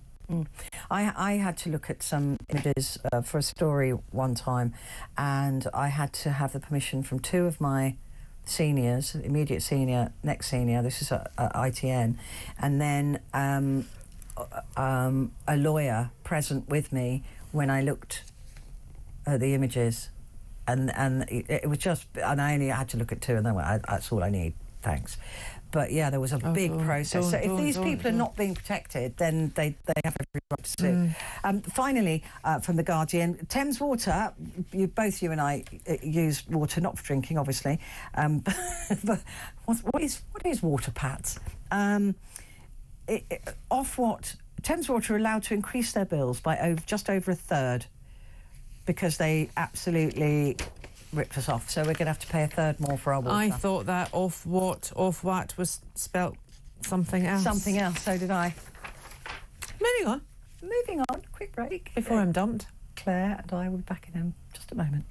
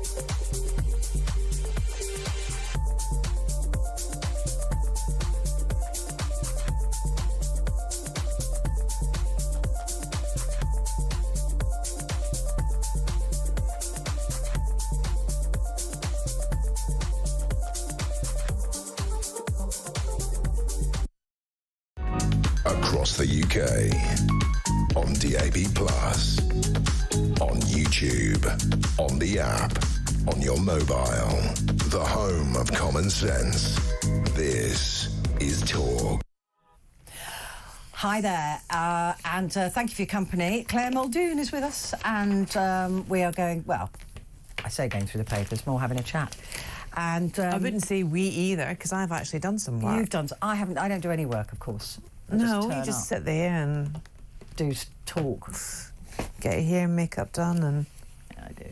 Oh yeah, That's great. Yeah. Pity you don't. What have you found in the? Right. Have you sent any Christmas cards? No. All right. Well, you're not alone. We stamp out cards. They're so expensive. It's not that. It's the stamps, I think. Yeah. Some 60% of adults are receiving fewer cards at Christmas, a poll found, which is really sad. 1 in 10 won't send any. There's your 1 in 10. I do. With 49% saying they prefer not to, but feel obligated as they still receive them. I'm not even in that camp either. I send them because I love to, and I love the people that I send them to. I didn't get one. I've not sent them yet. Oh. The research is commissioned by the... What do you mean, yeah? It's Christmas on Tuesday. Wednesday, actually. Or Wednesday. Christmas Eve is still Christmas for a lot of people. First class stamps, love. Well, you're optimistic. Mind you, there won't be any others to compete with, so maybe they will get exactly. Yeah. Well, now maybe they will get better, since how is it the post office or the Royal Mail that's been sold to Czechoslovakian company? Yeah, to the billionaire. I think it's... Nearly 75% of Mail. people say the cost of buying cards and sending cards could put them off, and 9% say once the festivities are over, they plan to throw them away in any event. The first class stamp is like £1.69. It's horrific. £1.69. Horrific. I sent one card. Right, here's a funny one. Go on. Do you... I don't think you do this, actually, because I certainly don't, because I've got no one to phone into, because I'm a freelancer and I'm my own boss. But if you were sick back in the day... Would I fake it? Yeah. No. That was a bit quick. Yeah. Yeah. 6 out of 10 people put on a fake voice when they phone in sick over like Christmas with parties and festive burnout, main reasons for sloping up. I've never done it. I never put on a voice, I'm really ill, I'm really sorry, No, can't but I come in. tell you, last time I was off here ill, I was genuinely, because if you don't work, you don't get paid. So, no, exactly. So you come in even if you're dying. But on death's I was so ill, and I thought I need to not come in to the show tonight. So I did a voice message because I wanted our production manager to hear just how bad I was. You were. Right, okay, well, so I did do that, but I don't it was think genuine. that is the norm, right? But do you know which part of the country are... Biggest skivers? Yeah. Most likely to have most sick days?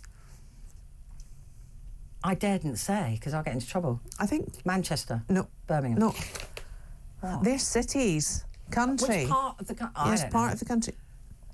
London. Scotland. Scottish workers are more likely to have most sick days. Sex days, you said? No, I did not. You did? Shooting your beavers again. Yorkshire residents are least likely to take a fake sick day.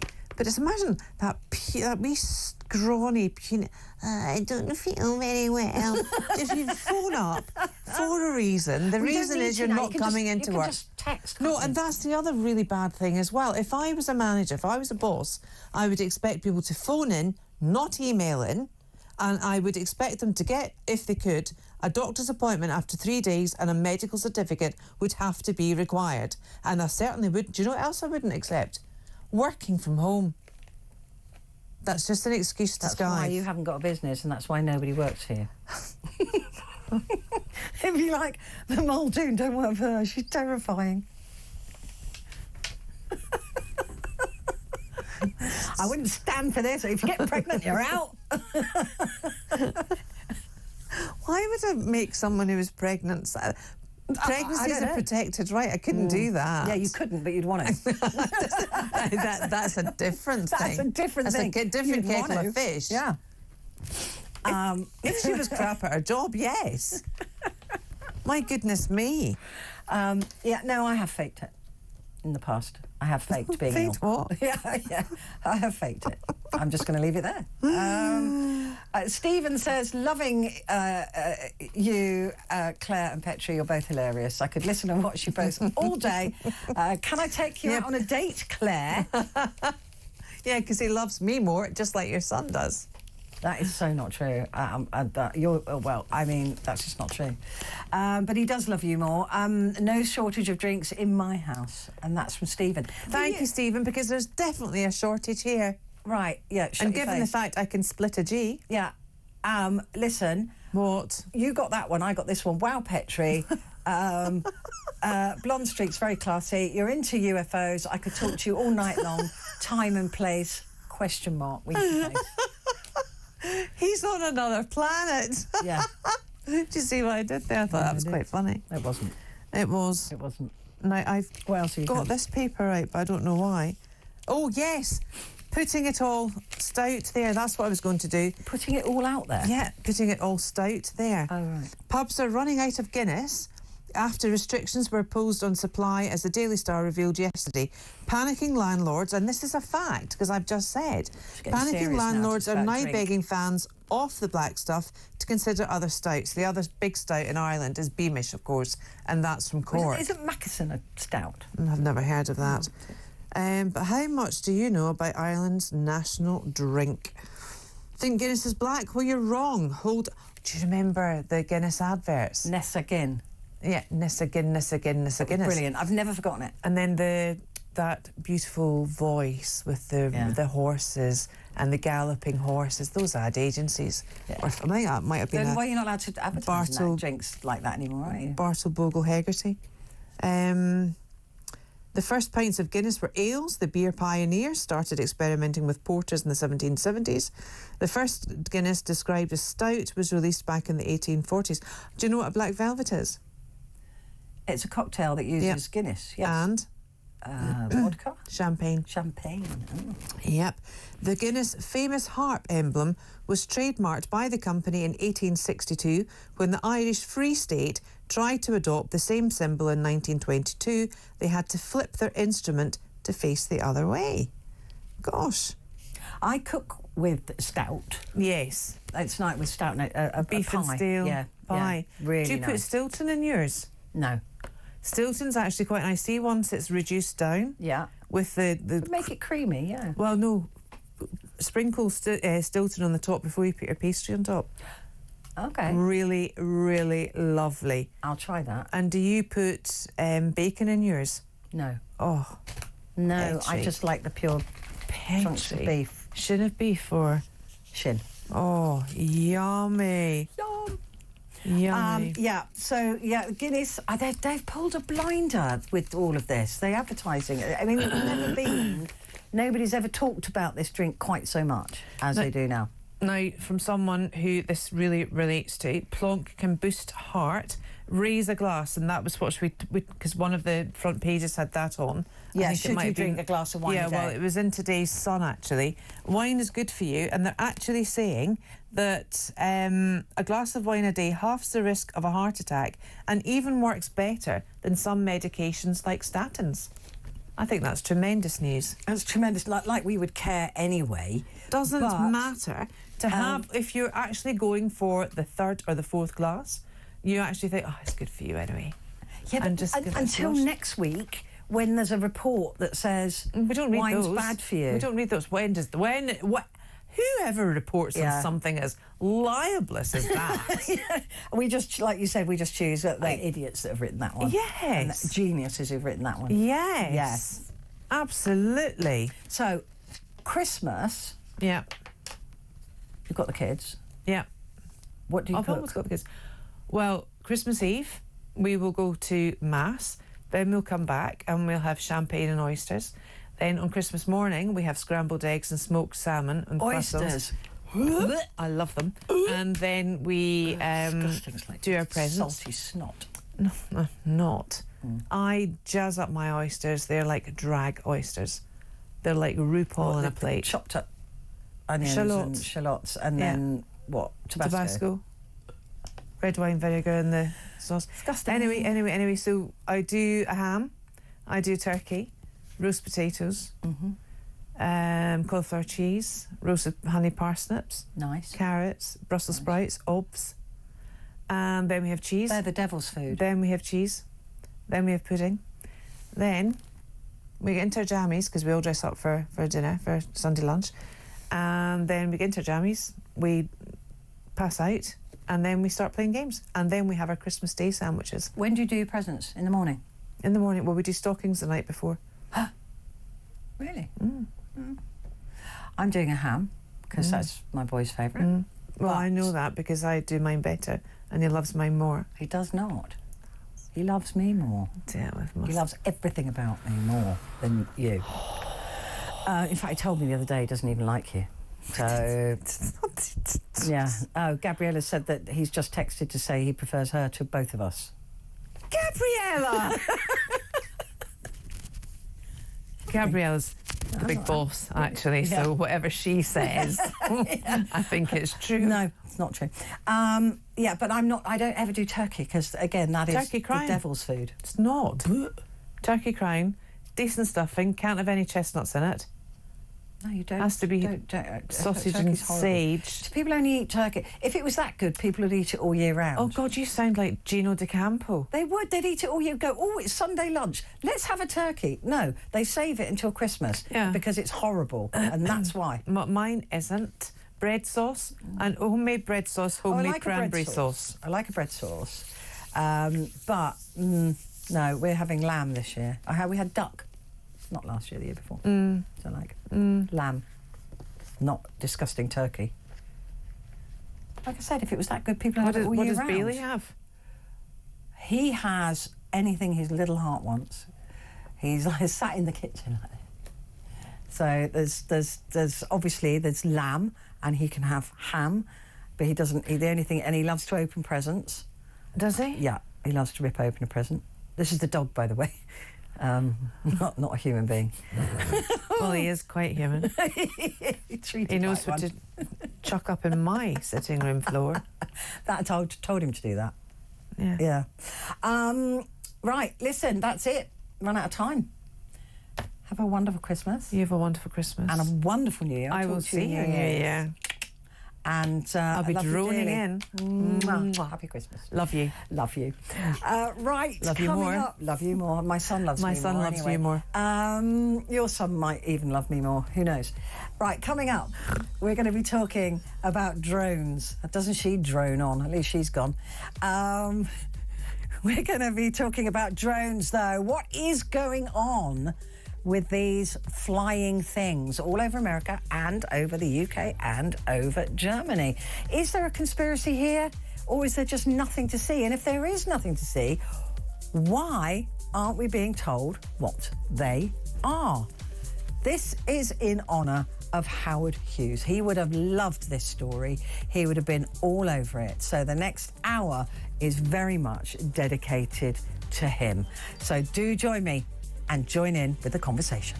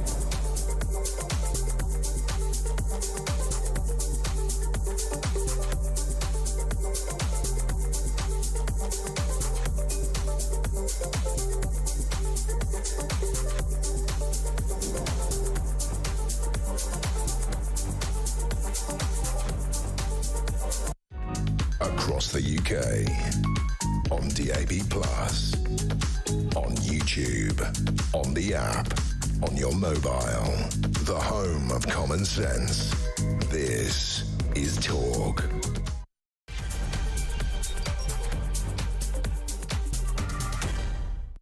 The Unexplained. Hello.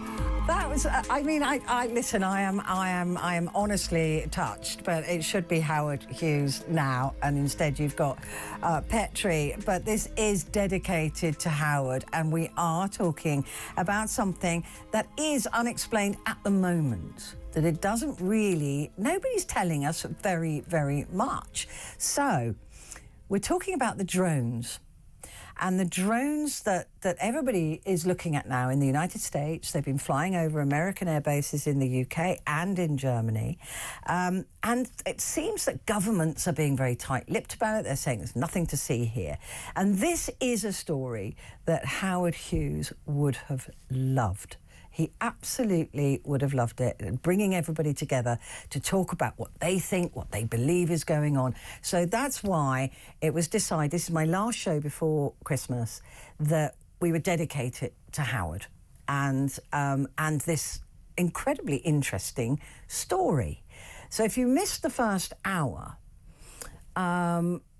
we looked at this from a couple of angles, right? We had a few experts on how drone technology works. We spoke to somebody who's actually flown up against one of these drones, and his drone lost power and suddenly fell to the ground. He was just about able to stop it. We've spoken to the man that plots these drones and looks on the map to see how many drones have actually been flying. And we spoke to somebody who was talking us through what's going on in the UK and in Germany. So we've kind of had a look at it. And I want to know what you think now. I want to know what you think is going on. Because the Americans are being told, nothing to see here. We know it's not China and we know it's not Russia, but we don't really know anything else. Or they're just saying, look, don't even worry about it. But if it is them testing something, why not just say it? My confusion is a couple of things. One, why are they saying they can't shoot them down? That's rubbish. And two, how are they able to fly over American air bases? As you know, I used to work quite a lot with the military in my past life, reporting. And there's kind of security that you have to go to, and the non-disclosures that you have to sign, and the Official Secrets Act, and all of that stuff. Just to let drones fly over air bases and photograph anything they like, it doesn't make sense. It doesn't ring true. So that's why I wanted to do this story. My mind is completely open. I don't believe it's aliens, right? I'm going to say that. So it's not completely open. But I believe that it is... I don't know what I believe it is. From then on, we are... I need to be told what's going on. So if you know, or you think you know, give me a call. 0344 499 1000. You can message me as well, 87222, and put the word talk up front. And this programme is to really celebrate the joy of Howard, right? So this is about his questioning everything and enjoying the unexplained. So this is a happy time. We want to dedicate this to him and just enjoy what he enjoyed the most, and that was talking to you guys about these stories and finding out what you thought about them. So please do, if you ever listened to Howard or watched Howard, give me a call, because this is dedicated to him. 0344 499 1000. Scott has called from Canterbury. In fact, you called yesterday, didn't you? And we've called you back. So thank you for calling yesterday. And did you know we were doing this programme today? No. I mean, because of this story's been sort of going on and gaining more attention as more time's been going on. But I could see it was going to be a continuing developing story. So... yeah. What timing? Because we'd planned this, at the beginning of the week. So it's just really weird that you would call when I was doing a programme about the waspy women and say, look, have you seen any of this stuff? So that's kind of unexplained as well. So Scott... One of my favourite sayings is the universe the universe works in mysterious ways, doesn't it? I believe it does. I've never been able to understand it particularly. So Scott, what is going on in your view? Right. Now, I'm someone that's got 20 years research on unexplained aerial phenomena. I also study home defence, our own national security and stuff like that, to see how safe, we really are. What I really think is going on at the moment, and the most logical explanation to me, or maybe a part of it, is that there's definitely something that's gone missing. This nuclear material that has gone missing makes perfect sense, because the drones have been identified as coming up off of shorelines. They seem to be very attractive to the shoreline, which is obviously, if there was a missing shipment, it would have been on a ship, and that would be one of the prime areas that they would be looking. I do believe a lot of the drones, especially the lower level drones, the ones that are, I think they are right in saying that some of them can only go to a certain height, and the ones that can only go to a certain height, I believe, are the government ones. But they're basically on the mission. I believe they're definitely looking for something. I believe it's this nuclear material that's gone missing. And another reason why I said... Oh, that's unexplained. He's been cut off. Ooh, that's a bit creepy. So, Scott, we're going to try and get Scott back, but literally, the phone, cut. I'm sure nobody's listening, are they? Who's out there listening? So we'll try and get Scott back. So Scott believes that they're looking for something, and that would explain the story about the hazmat suits in America when a drone went down, but into a particular area. But that doesn't, for me, explain what has happened with them flying over American airspace. What? This is weird. Right, all the phones have gone. I'm starting to become a conspiracy theorist. Someone doesn't want us to talk about this, do they? So you're going to have to send me a message. Unless that's going to go as well. Honestly, we've got no phone. I'm not even making this up. I wish I was making it up. But we are not making this up. In the middle of Scott's phone call there, all the phone lines have gone, all of them. And I think we've got about 13, and they've all gone. So we're going to try and get engineering. That's not looking good either. Your face says they're not answering. Right, great. So, OK. Right, let me read some of your messages. This is really weird. Why would that happen? OK. Message me, please, if you can, so at least I can read those out.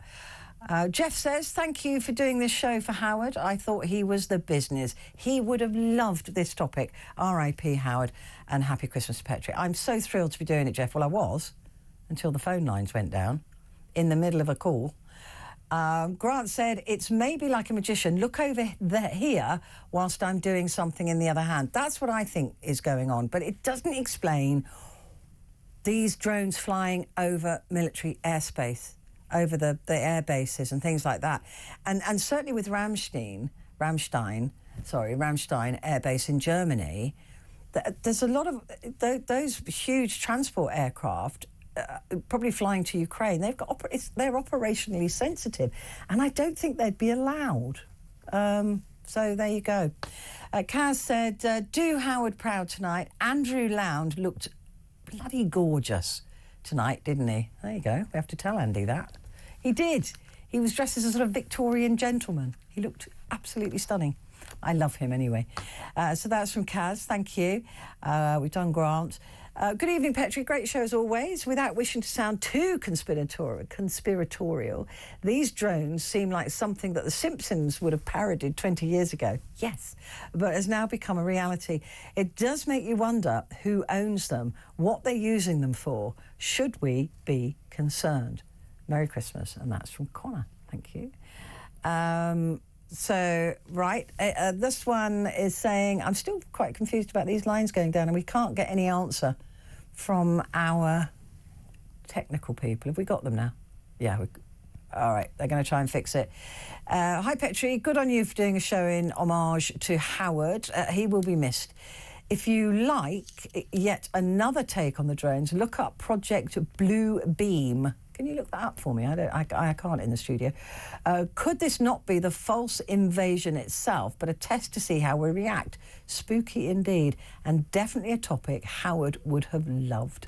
And that's Merry Christmas from Michael in Northumberland. Thank you. Yeah, he would have absolutely been all over this, I can tell you. This one just says, please, Petrie, this drone nonsense. They're drones, end of. People having fun. Think of it as a modern-day version of the scary crop circles that were so unexplainable for years until the hoax was revealed. They were pretty cool, though, weren't they? The crop circles. I love that. I kind of like the fact that they weren't explainable either at the time. And now we know it's just men with sticks. It's not really. Oh, we've got Scott back. Hello, Scott. Hello. That was weird, right? All of the phone lines went down.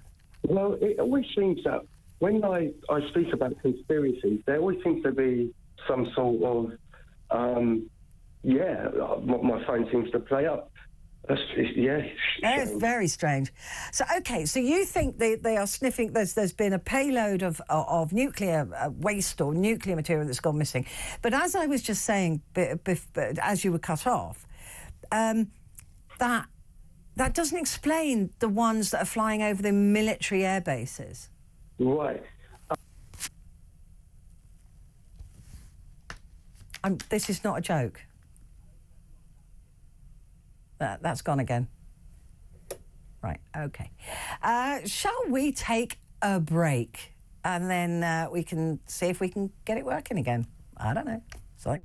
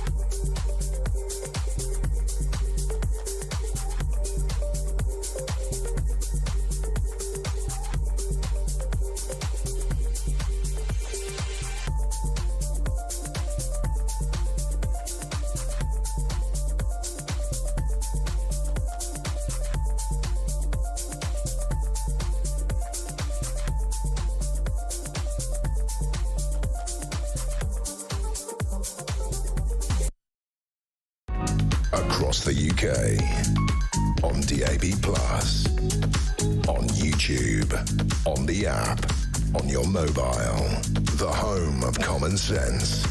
This is Talk. Hello, good morning to you. This is Talk, and we are trying to talk about the drones. And these drones that have been spotted over US air bases in Germany and the UK, and of course in the United States of America. Scott is back again, third time lucky, Scott. So explain, if you can, why they're being seen over military bases particularly.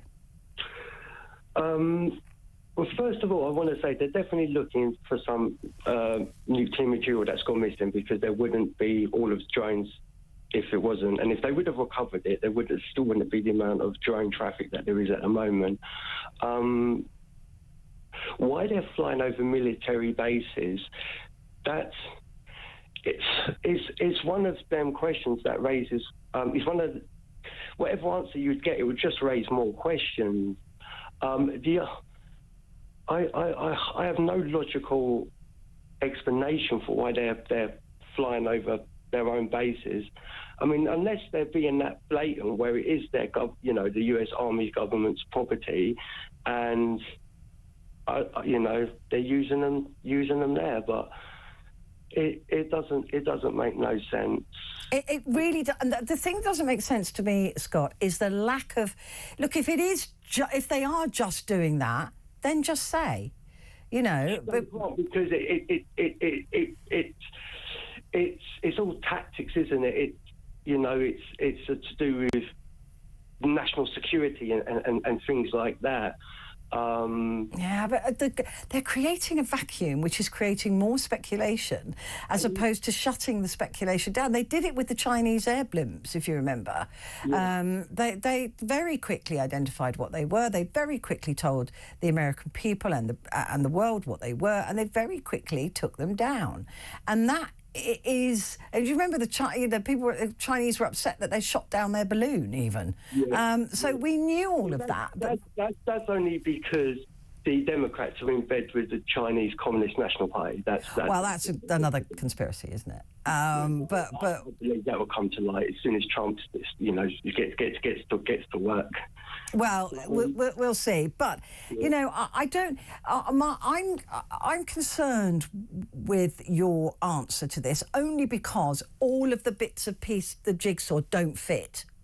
That one piece of the jigsaw could be that they're looking for this waste material, but then the other pieces don't fit into it, and that is why they're flying over American air bases, both in the UK and in Germany. And the British military, the MOD, have sent 60 soldiers in the UK to try and find out who's flying these things. Also, we don't know. This could be a case of where someone or has tried to intercept this nuclear material, and that's why you're seeing a battle between the drones, because some of them are actually taking each other out. I'd not heard that. Yeah. There's been drones that have approached other drones, and then literally within seconds of them coming face to face, if you like. Oh, right. We're just about, if those of you are watching, we're just about to show a drone being either shot out of the sky or.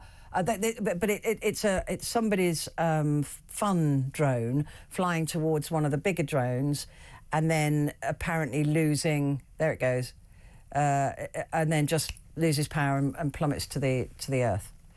I must say as well, there is a lot of fake videos up there as well. I've seen lots of videos that have had been edited and. To sort of feed into the hype or the hysteria, whatever you want to. Yeah, but also I don't know, why they just wouldn't say. Look, or if they can't say we're looking for nuclear stuff, just say, look, we're testing drones. They say they know it's not Russia, they know it's not China, but they don't know who it is, and they're saying they can't shoot them down, which is absolute rubbish. It makes one of the strongest countries in the world look weak if they sort of keep airing out their dirty laundry in public. So I understand them being secretive about it. But as I say, what I've gathered from it all at the moment, and I have researched it, I've put hours into looking at all sorts of content and videos. There's definitely some nuclear material. First of all, we don't even know what sort of nuclear material. We don't know if it's a nuclear weapon. We don't know if it's nuclear waste. We don't know what it is. But all we know is whilst in transit, it's gone missing in transit, and now all of a sudden, apparently, it's turned up, which I don't believe. So we have that. And the thing is, we still got lots of drones there at the moment. So if that had been the case where they'd located it and mission completed, that would be the end of it. But it's not. And this isn't, to me, this isn't even the biggest thing, that the biggest point of what's going on is, there's orbs. There's lots of orbs. There's the drones coming out of the sea. There's lots of amazing footage out there that's absolutely mind-boggling. Yeah, I listen. The orbs. That's really interesting. And could it be? Yeah, there's one here that we're showing, which is quite weird. As an American woman was talking to it, and at one point she said, "Jesus loves you" or something. Sorry, second. It said "Jesus loves you," and it reacted. Yeah. And the reason why I think she says that is because there's an ancient artifact that has a carving in it, and it kind of looks like that image of that. There are many, actually, even the cavemen Cavemen drawings as well have some weird sort of orb things in the drawings as well. Look, these are, to me, completely unexplained. Got to take a quick break. Scott, thank you. Great call. Finally. I'll be back in a sec.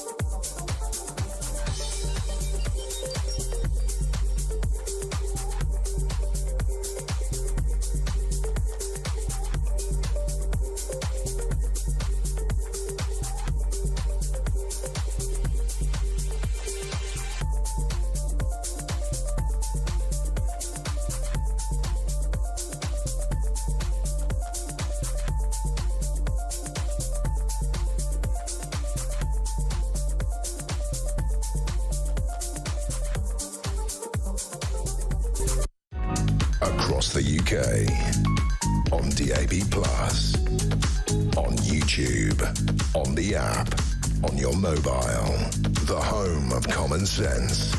This is Talk. Hello there. A very good morning to you. Just so you know, we're doing this special programme is dedicated to the memory and the fine brilliance of Howard Hughes. And this story, I just know, when it first started to sort of show itself, I was like, oh, Howard would have loved this.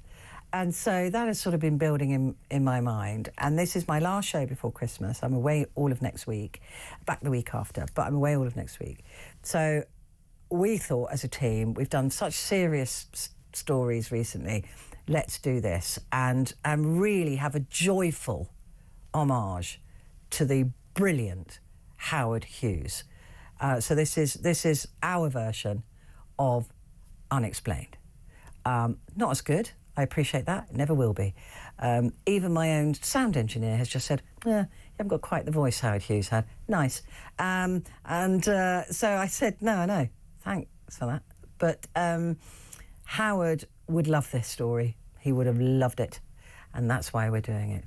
Love that man. Sweetest man on the planet, really.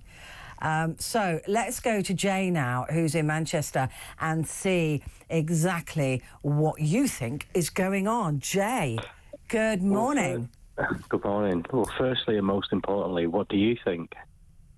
I honestly, I don't think it's aliens, but because I'm an empirical evidence kind of gal, so I like evidence, being a journalist, but I think it is...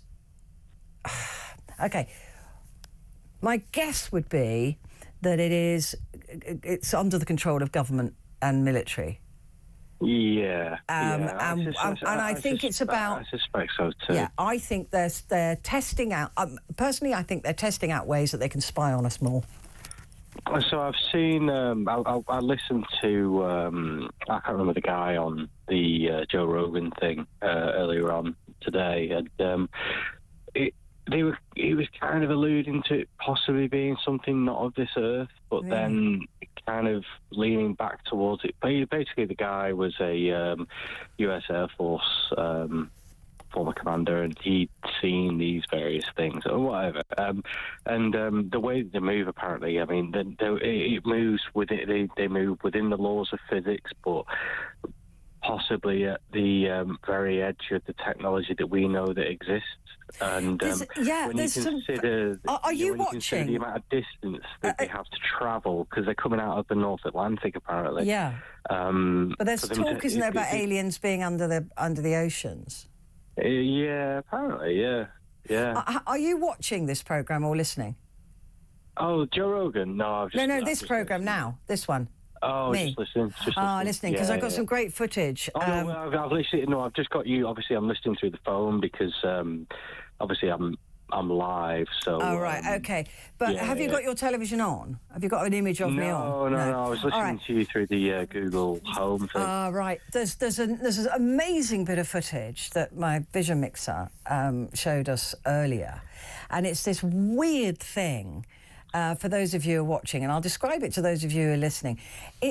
What does it look like? I mean, it looks like a cloud with legs hanging off it. That's the best thing I can explain. Yeah, and it goes invisible. Yeah. It was invisible. The only way they could see it was using a heat register, right? It's called the jellyfish drone, right? So it looks like that, and it even using the heat, the night vision. When it goes over a military base, it goes. You can see it, but it goes opaque. It goes very like a grey cloud, and then when it's over land where there isn't a military base, it goes a darker colour. And it can only be picked up on night vision. It is a very strange interesting thing. What you say, because when you look back at sci-fi films, so you look at Star Wars, for example, or you look at Star Wars is a bad example because that is obviously clear fiction, but The Matrix, for example, a lot of these things that fly around, they look like jellyfish. They do look like jellyfish. You're right. You're right. You're absolutely right. But this is a really peculiar thing. It doesn't look like anything. I mean, I've never been like a huge conspiracy person. No, me either. Ever since I've heard about these drones in the US, I mean, I'm flying on Friday, and I worry about flying now, and I never worried about flying in my life. And then thinking, what are these things? Because then I saw this bizarre video the other day, which is apparently linked to all these things. If you fall down the X rabbit hole, which is the flight MH370. It's apparently, I assume the video's fake. It probably almost certainly is. It almost certainly is. Orbs flying around it, then it just. It just explodes into nothingness, and then, it's just weird. I mean, it's strange what we know. Well, in fact, how much we don't know. I mean, I don't know. Listen, Jay, I'm with you. As far as we know, I mean, the entire royal family are lizards, and they are. We are this subspecies. I'm one as well, by the way. Listen, me too. Me too. The footage that was just seen there, and if you get a chance to look or look at it online, it's called the jellyfish drone. It is very peculiar, and it really does.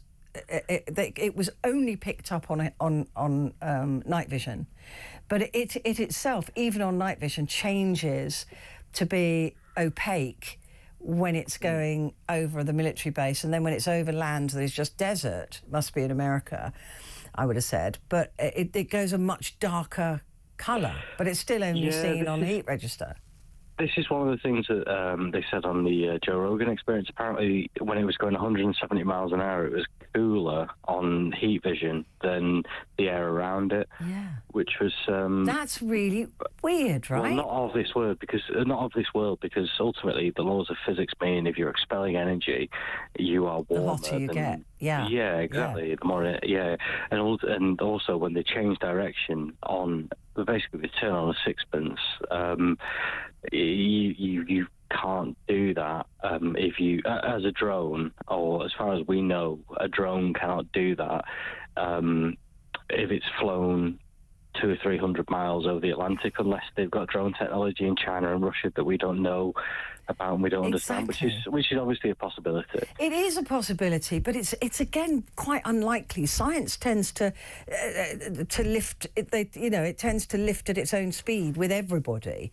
So it would be very strange. The only thing I think of is with Donald Trump on his way in, it's a perfect distraction for the Democrats to push through the things they're trying to push through at the moment. Do you think? Yeah. But I just don't understand why they are flying over these US military bases and not being stopped. That is the thing. Do you know what? Actually, the more I think about it, the most logical explanation is probably the most likely explanation. It's probably just the Democrat government trying to cause problems before they depart. But anyway, it was good speaking to you. Listen, I'm with you. I think the most obvious is the most likely. But there you go. Great to talk to you, Jay. Thank you. I just want to read this before I go to the break. The leaked USMC footage of what some have called the jellyfish craft, which is we've just shown you if you're watching, was first made public by UFO documentary filmmaker and co-host of the Weaponized podcast, Jeremy Corbell.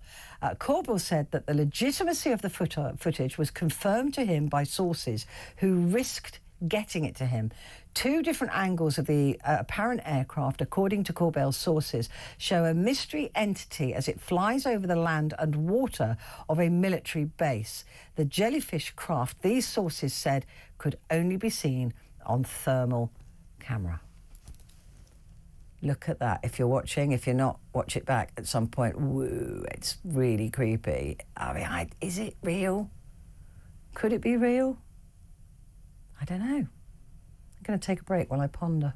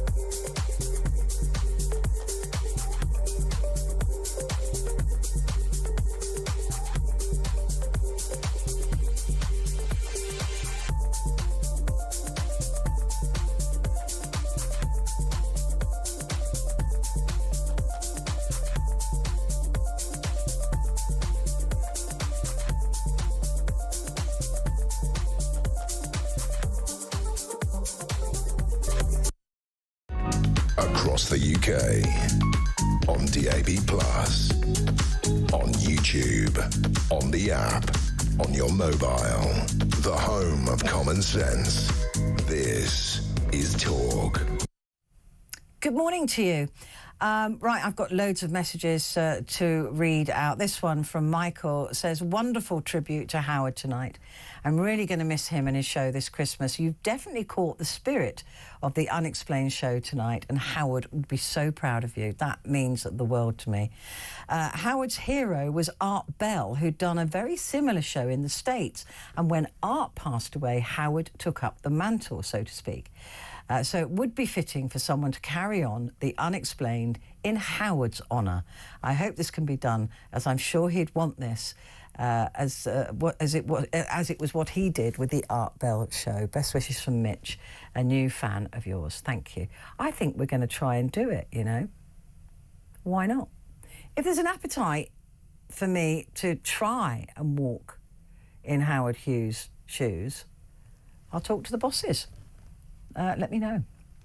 So, Mitch, thank you. I appreciate that, honestly, more than you could possibly know. And Pamela has said a great tribute to Howard. He would be so proud of you. That means the world, honestly. And Pamela goes on to say, I think this is related to radioactive material as well, because of the lack of information is no doubt concerning. There was a theory, though, I read somewhere some time ago, that UFO activity was more prevalent where there is high radioactivity. Says, have a lovely Christmas and a fab New Year. Thank you. And you too. I mean, this is great. Jeff said, how spooky is it with the phone lines? I don't think they want us talking about this topic. Well, they're tough. And Dave has said a similar thing. Someone is listening to Scott, crazy stuff, but it doesn't surprise me in this country anymore, trying to silence everyone. Maureen, though, has got a much more simple suggestion. Could the drones be Amazon Prime doing Christmas deliveries? I don't think they've started them yet, but they are going to start them. So that may be in the future. Jenny has said, hi, it's Jenny from last night about the drones. My nephew is now being trained by the American Air Force to be a drone operator. I would imagine that it's the trainees learning to fly them. I'm still alive. And thank you. I'm glad you're still alive, Jenny. Thank you very much. And Skyfall says, brilliant for doing the show for Howard. Very, very sadly missed Petrie. He would be revelling in all of this drone news. All the best to you and your team. Howard, you are very sadly missed. All the best once again from Tony in Blackpool. He is sadly missed by all of us as well. Pat is in London. Pat, what's going on with the drones? Well, can you confirm for me that part of your conversation with Scott, I don't know whether it was him or you, confirmed that these things came out to sea? There is footage, but I mean, I can't confirm it. We don't know what's fake, what's real. Well, if that's the case, which I haven't seen this, I can't. I'm just speculating.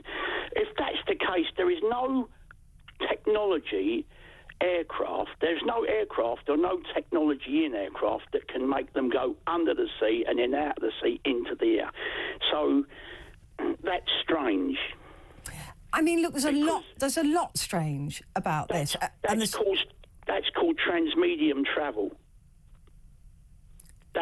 The ability to move seamlessly through space, air and water. And we don't have that technology? Absolutely no. It's the same as the other one. But as far as we know, look, there's a lot that the military don't tell us, right? There's a lot of stuff that they would be able to do, or would be testing, or would be trialling, that they wouldn't tell us mere mortals. So we don't know that they haven't got that technology. I mean, the Area 51? That they're always talking about, oh, they've got an alien craft and they've been taking technology from that. You know, I don't know where does this technology come from? Somebody's brilliant mind or somewhere else? Well, the other one is low observability, the ability to conceal from visual or sensor observation. Right, to cloak. These things that can only be seen through infrared, yeah, or low light TV, you know, like what they have night vision. But surely we do. There is cloaking technology, isn't there? I mean, some of the aircraft that you see are the stealth aircraft. Yeah, they're incredibly weird looking. Yeah, but not true. I mean, to bend light around it, you know, you can't see it. Yeah, they're not invisible. You're right. And the other one, anti-gravity lift, the ability to fly without any apparent means of propulsion or lift. So, I mean, that you know that what Scott said, or the other guy said just now, on this fighter jet they had an object that had a white haze around it. Yeah.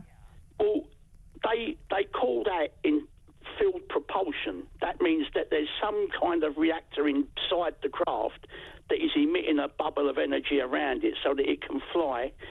And that would explain those orbs. It doesn't. Gravity doesn't affect it. Okay. But that's why that's not even reality in modern physics. There's no country that could achieve that. I mean, if these countries have any alien, shall we say, exotic craft, it would be like showing a monkey a modern fighter jet and telling him to fly. I agree. I mean, and I wouldn't think that. But I mean, I speak to people like Andy Lound, who's incredibly brilliant when it comes to space, and he's incredibly. And he says these are not alien. They're not alien. We don't. Well, it's probably not. It's probably not.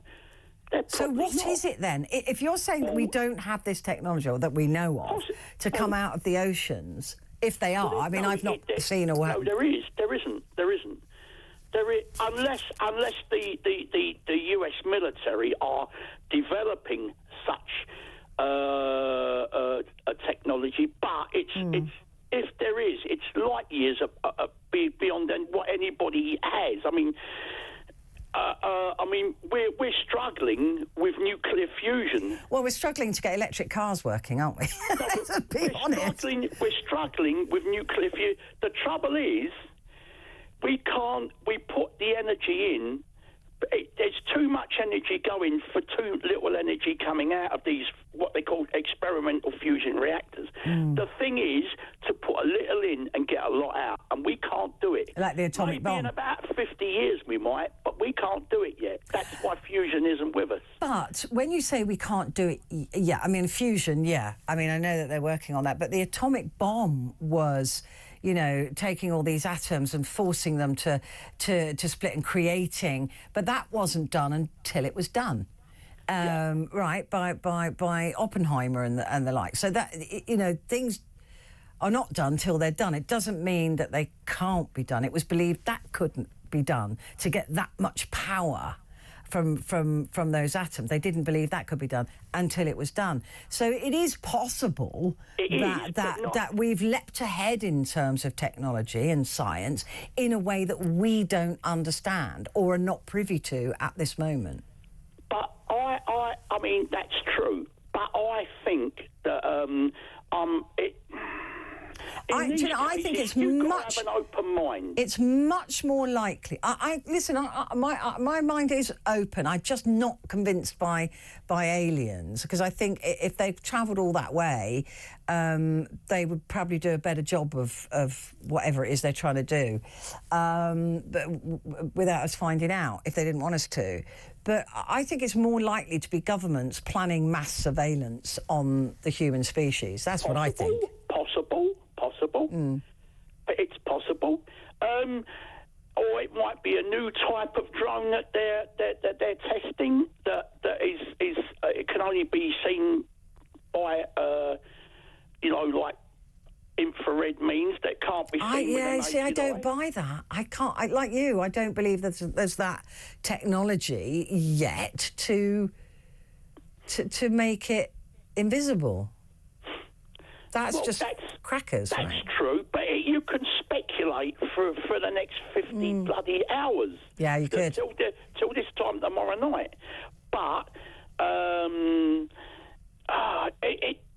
whatever it is, they don't seem to be aggressive. True. They're not aggressive, so they could be government, as you say, they could be spy drones, testing out to survey people. Who knows? But most of what I've told you about the technology is you might get it in maybe 150, 200 years. But at this moment, the technology to bend light around an object, to have anti-gravity is way, if we ever get it. Yeah, Because I mean, maybe it will just physics. be these drones, what they're doing, they're not telling us. So, I don't know. Pat, moving on, because I've got quite a few calls here. David is a new caller, and he's called from Lancashire. Good morning, David. What do you make of all of this? Hello. Well, Hello. I can tell you for sure it's alien technology. Alien technology? Yes, it is. And what they're doing is simple. They're making the presence known.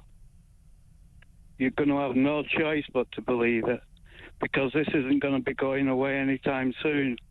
They're in the open now, and they intend to stay in the open. And you're going to have no choice but to understand what's happening. You genuinely believe this is first contact? Yes, it is. Well, not first contact. I knew about crop circles before they appeared. I knew about this time before it was going to happen. Crop circles have been debunked. Well, they've not been debunked. You think they've been debunked. You might as well say Doug and Dave are flying these drones around. But they showed us how they were making the crop circles. No, you're being lied to. You're being lied to now by governments about what this is. Governments know very well that it's alien technology. But why have they got to you for years? Dave, why have they got the red and green lights on them then? You know, like a yacht will have or an aircraft. They're not hiding, I've told you. They're here openly now, and they intend to stay here openly. And you'll have no choice but to believe it, because they're not going to be going away. They're not suddenly going to stop doing this. And why American military bases and not British military bases or London or... Well, they are military bases in England that have been... American ones in England, yeah. But the reason why it's in America is because it got the most publicity there. I told you that the reason is they're telling everybody that they're here. And the best place to do that is in America because of the media. Really? Do they know about the media landscape of America? I mean, are they not flying over? They're not flying over London. You know, there'd be a lot of people. They've been flying around all over the place for years, but covertly. Now they're in the open. Why? Why are they telling us they're here? What do you imagine their plans are? Well, look, I can tell you that I knew about this years ago, back in the late 80s. Right. I was told about crop circles. Who told you? Appeared. Well, it was Michael Anderson in Jerusalem. I was in Jerusalem, actually, when I was told. Right. And Michael Anderson is the film director, Michael Anderson. Right. You've probably seen some of his films, haven't you? I can't draw it to my mind, no. So. Well, Logan's Run. I love that film. Yeah. The Dam Busters, films like that. Wow. Yeah, okay. I should know his name. I'm ashamed now.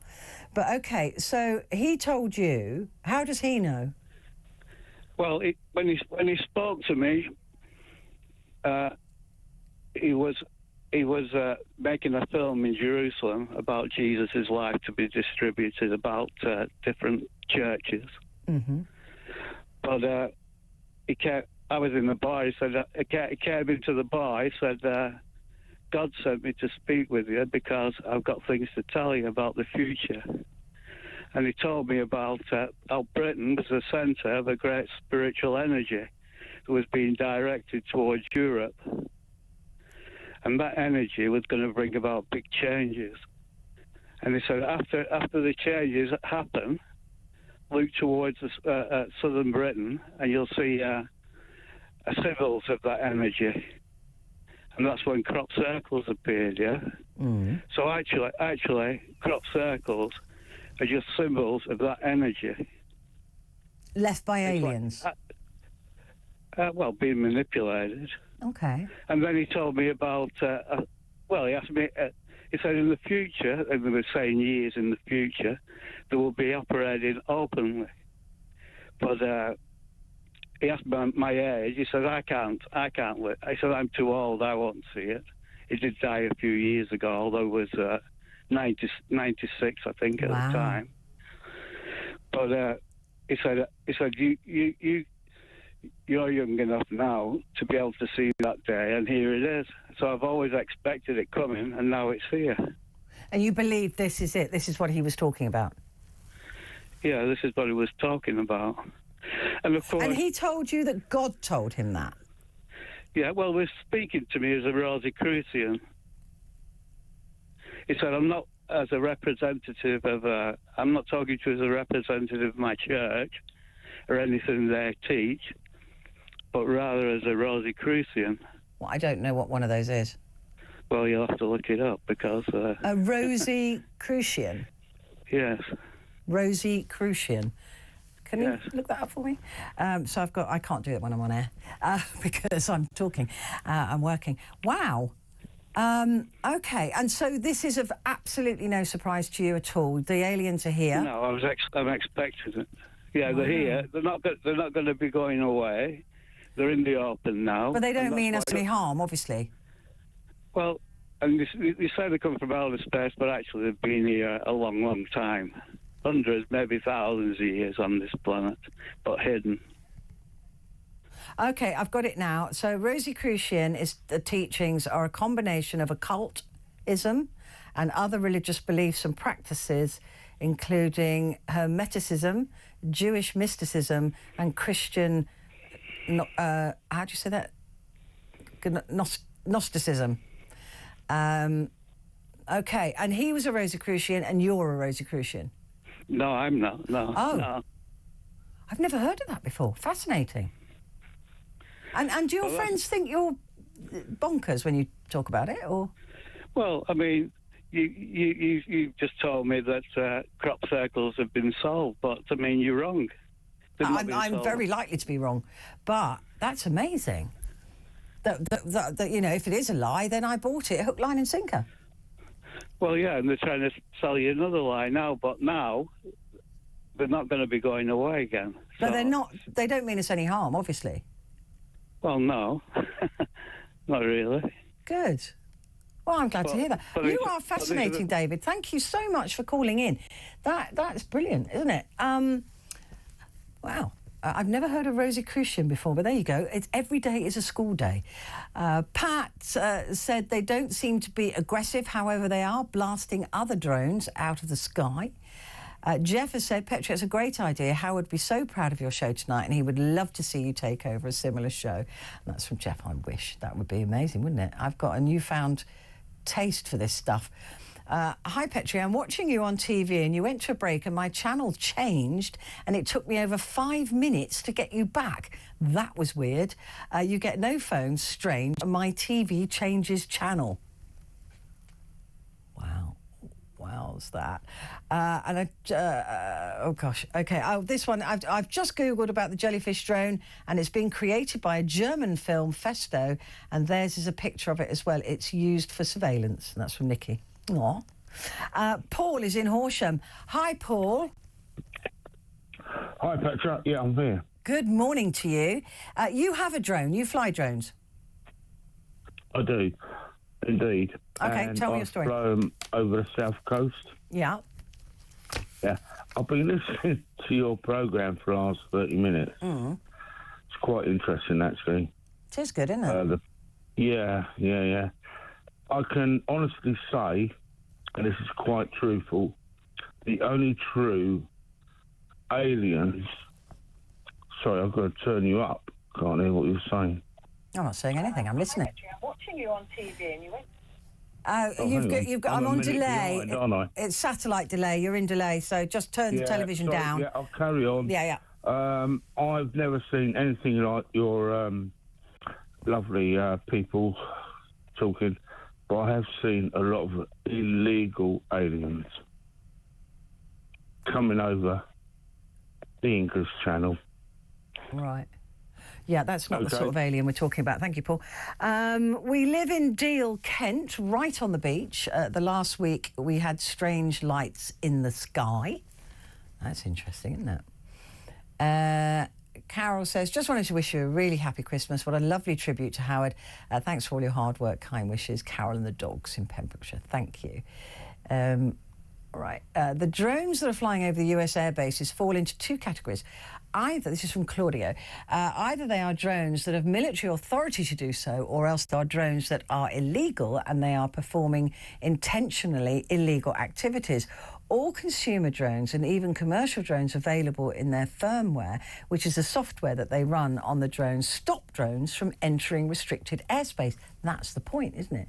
So for these drones to be able to fly inside restricted airspace by either having authority and permission to do so, or alternatively, users or owners have intentionally disabled the restricted airspace functionality needs an advanced technical skill, which is against the law.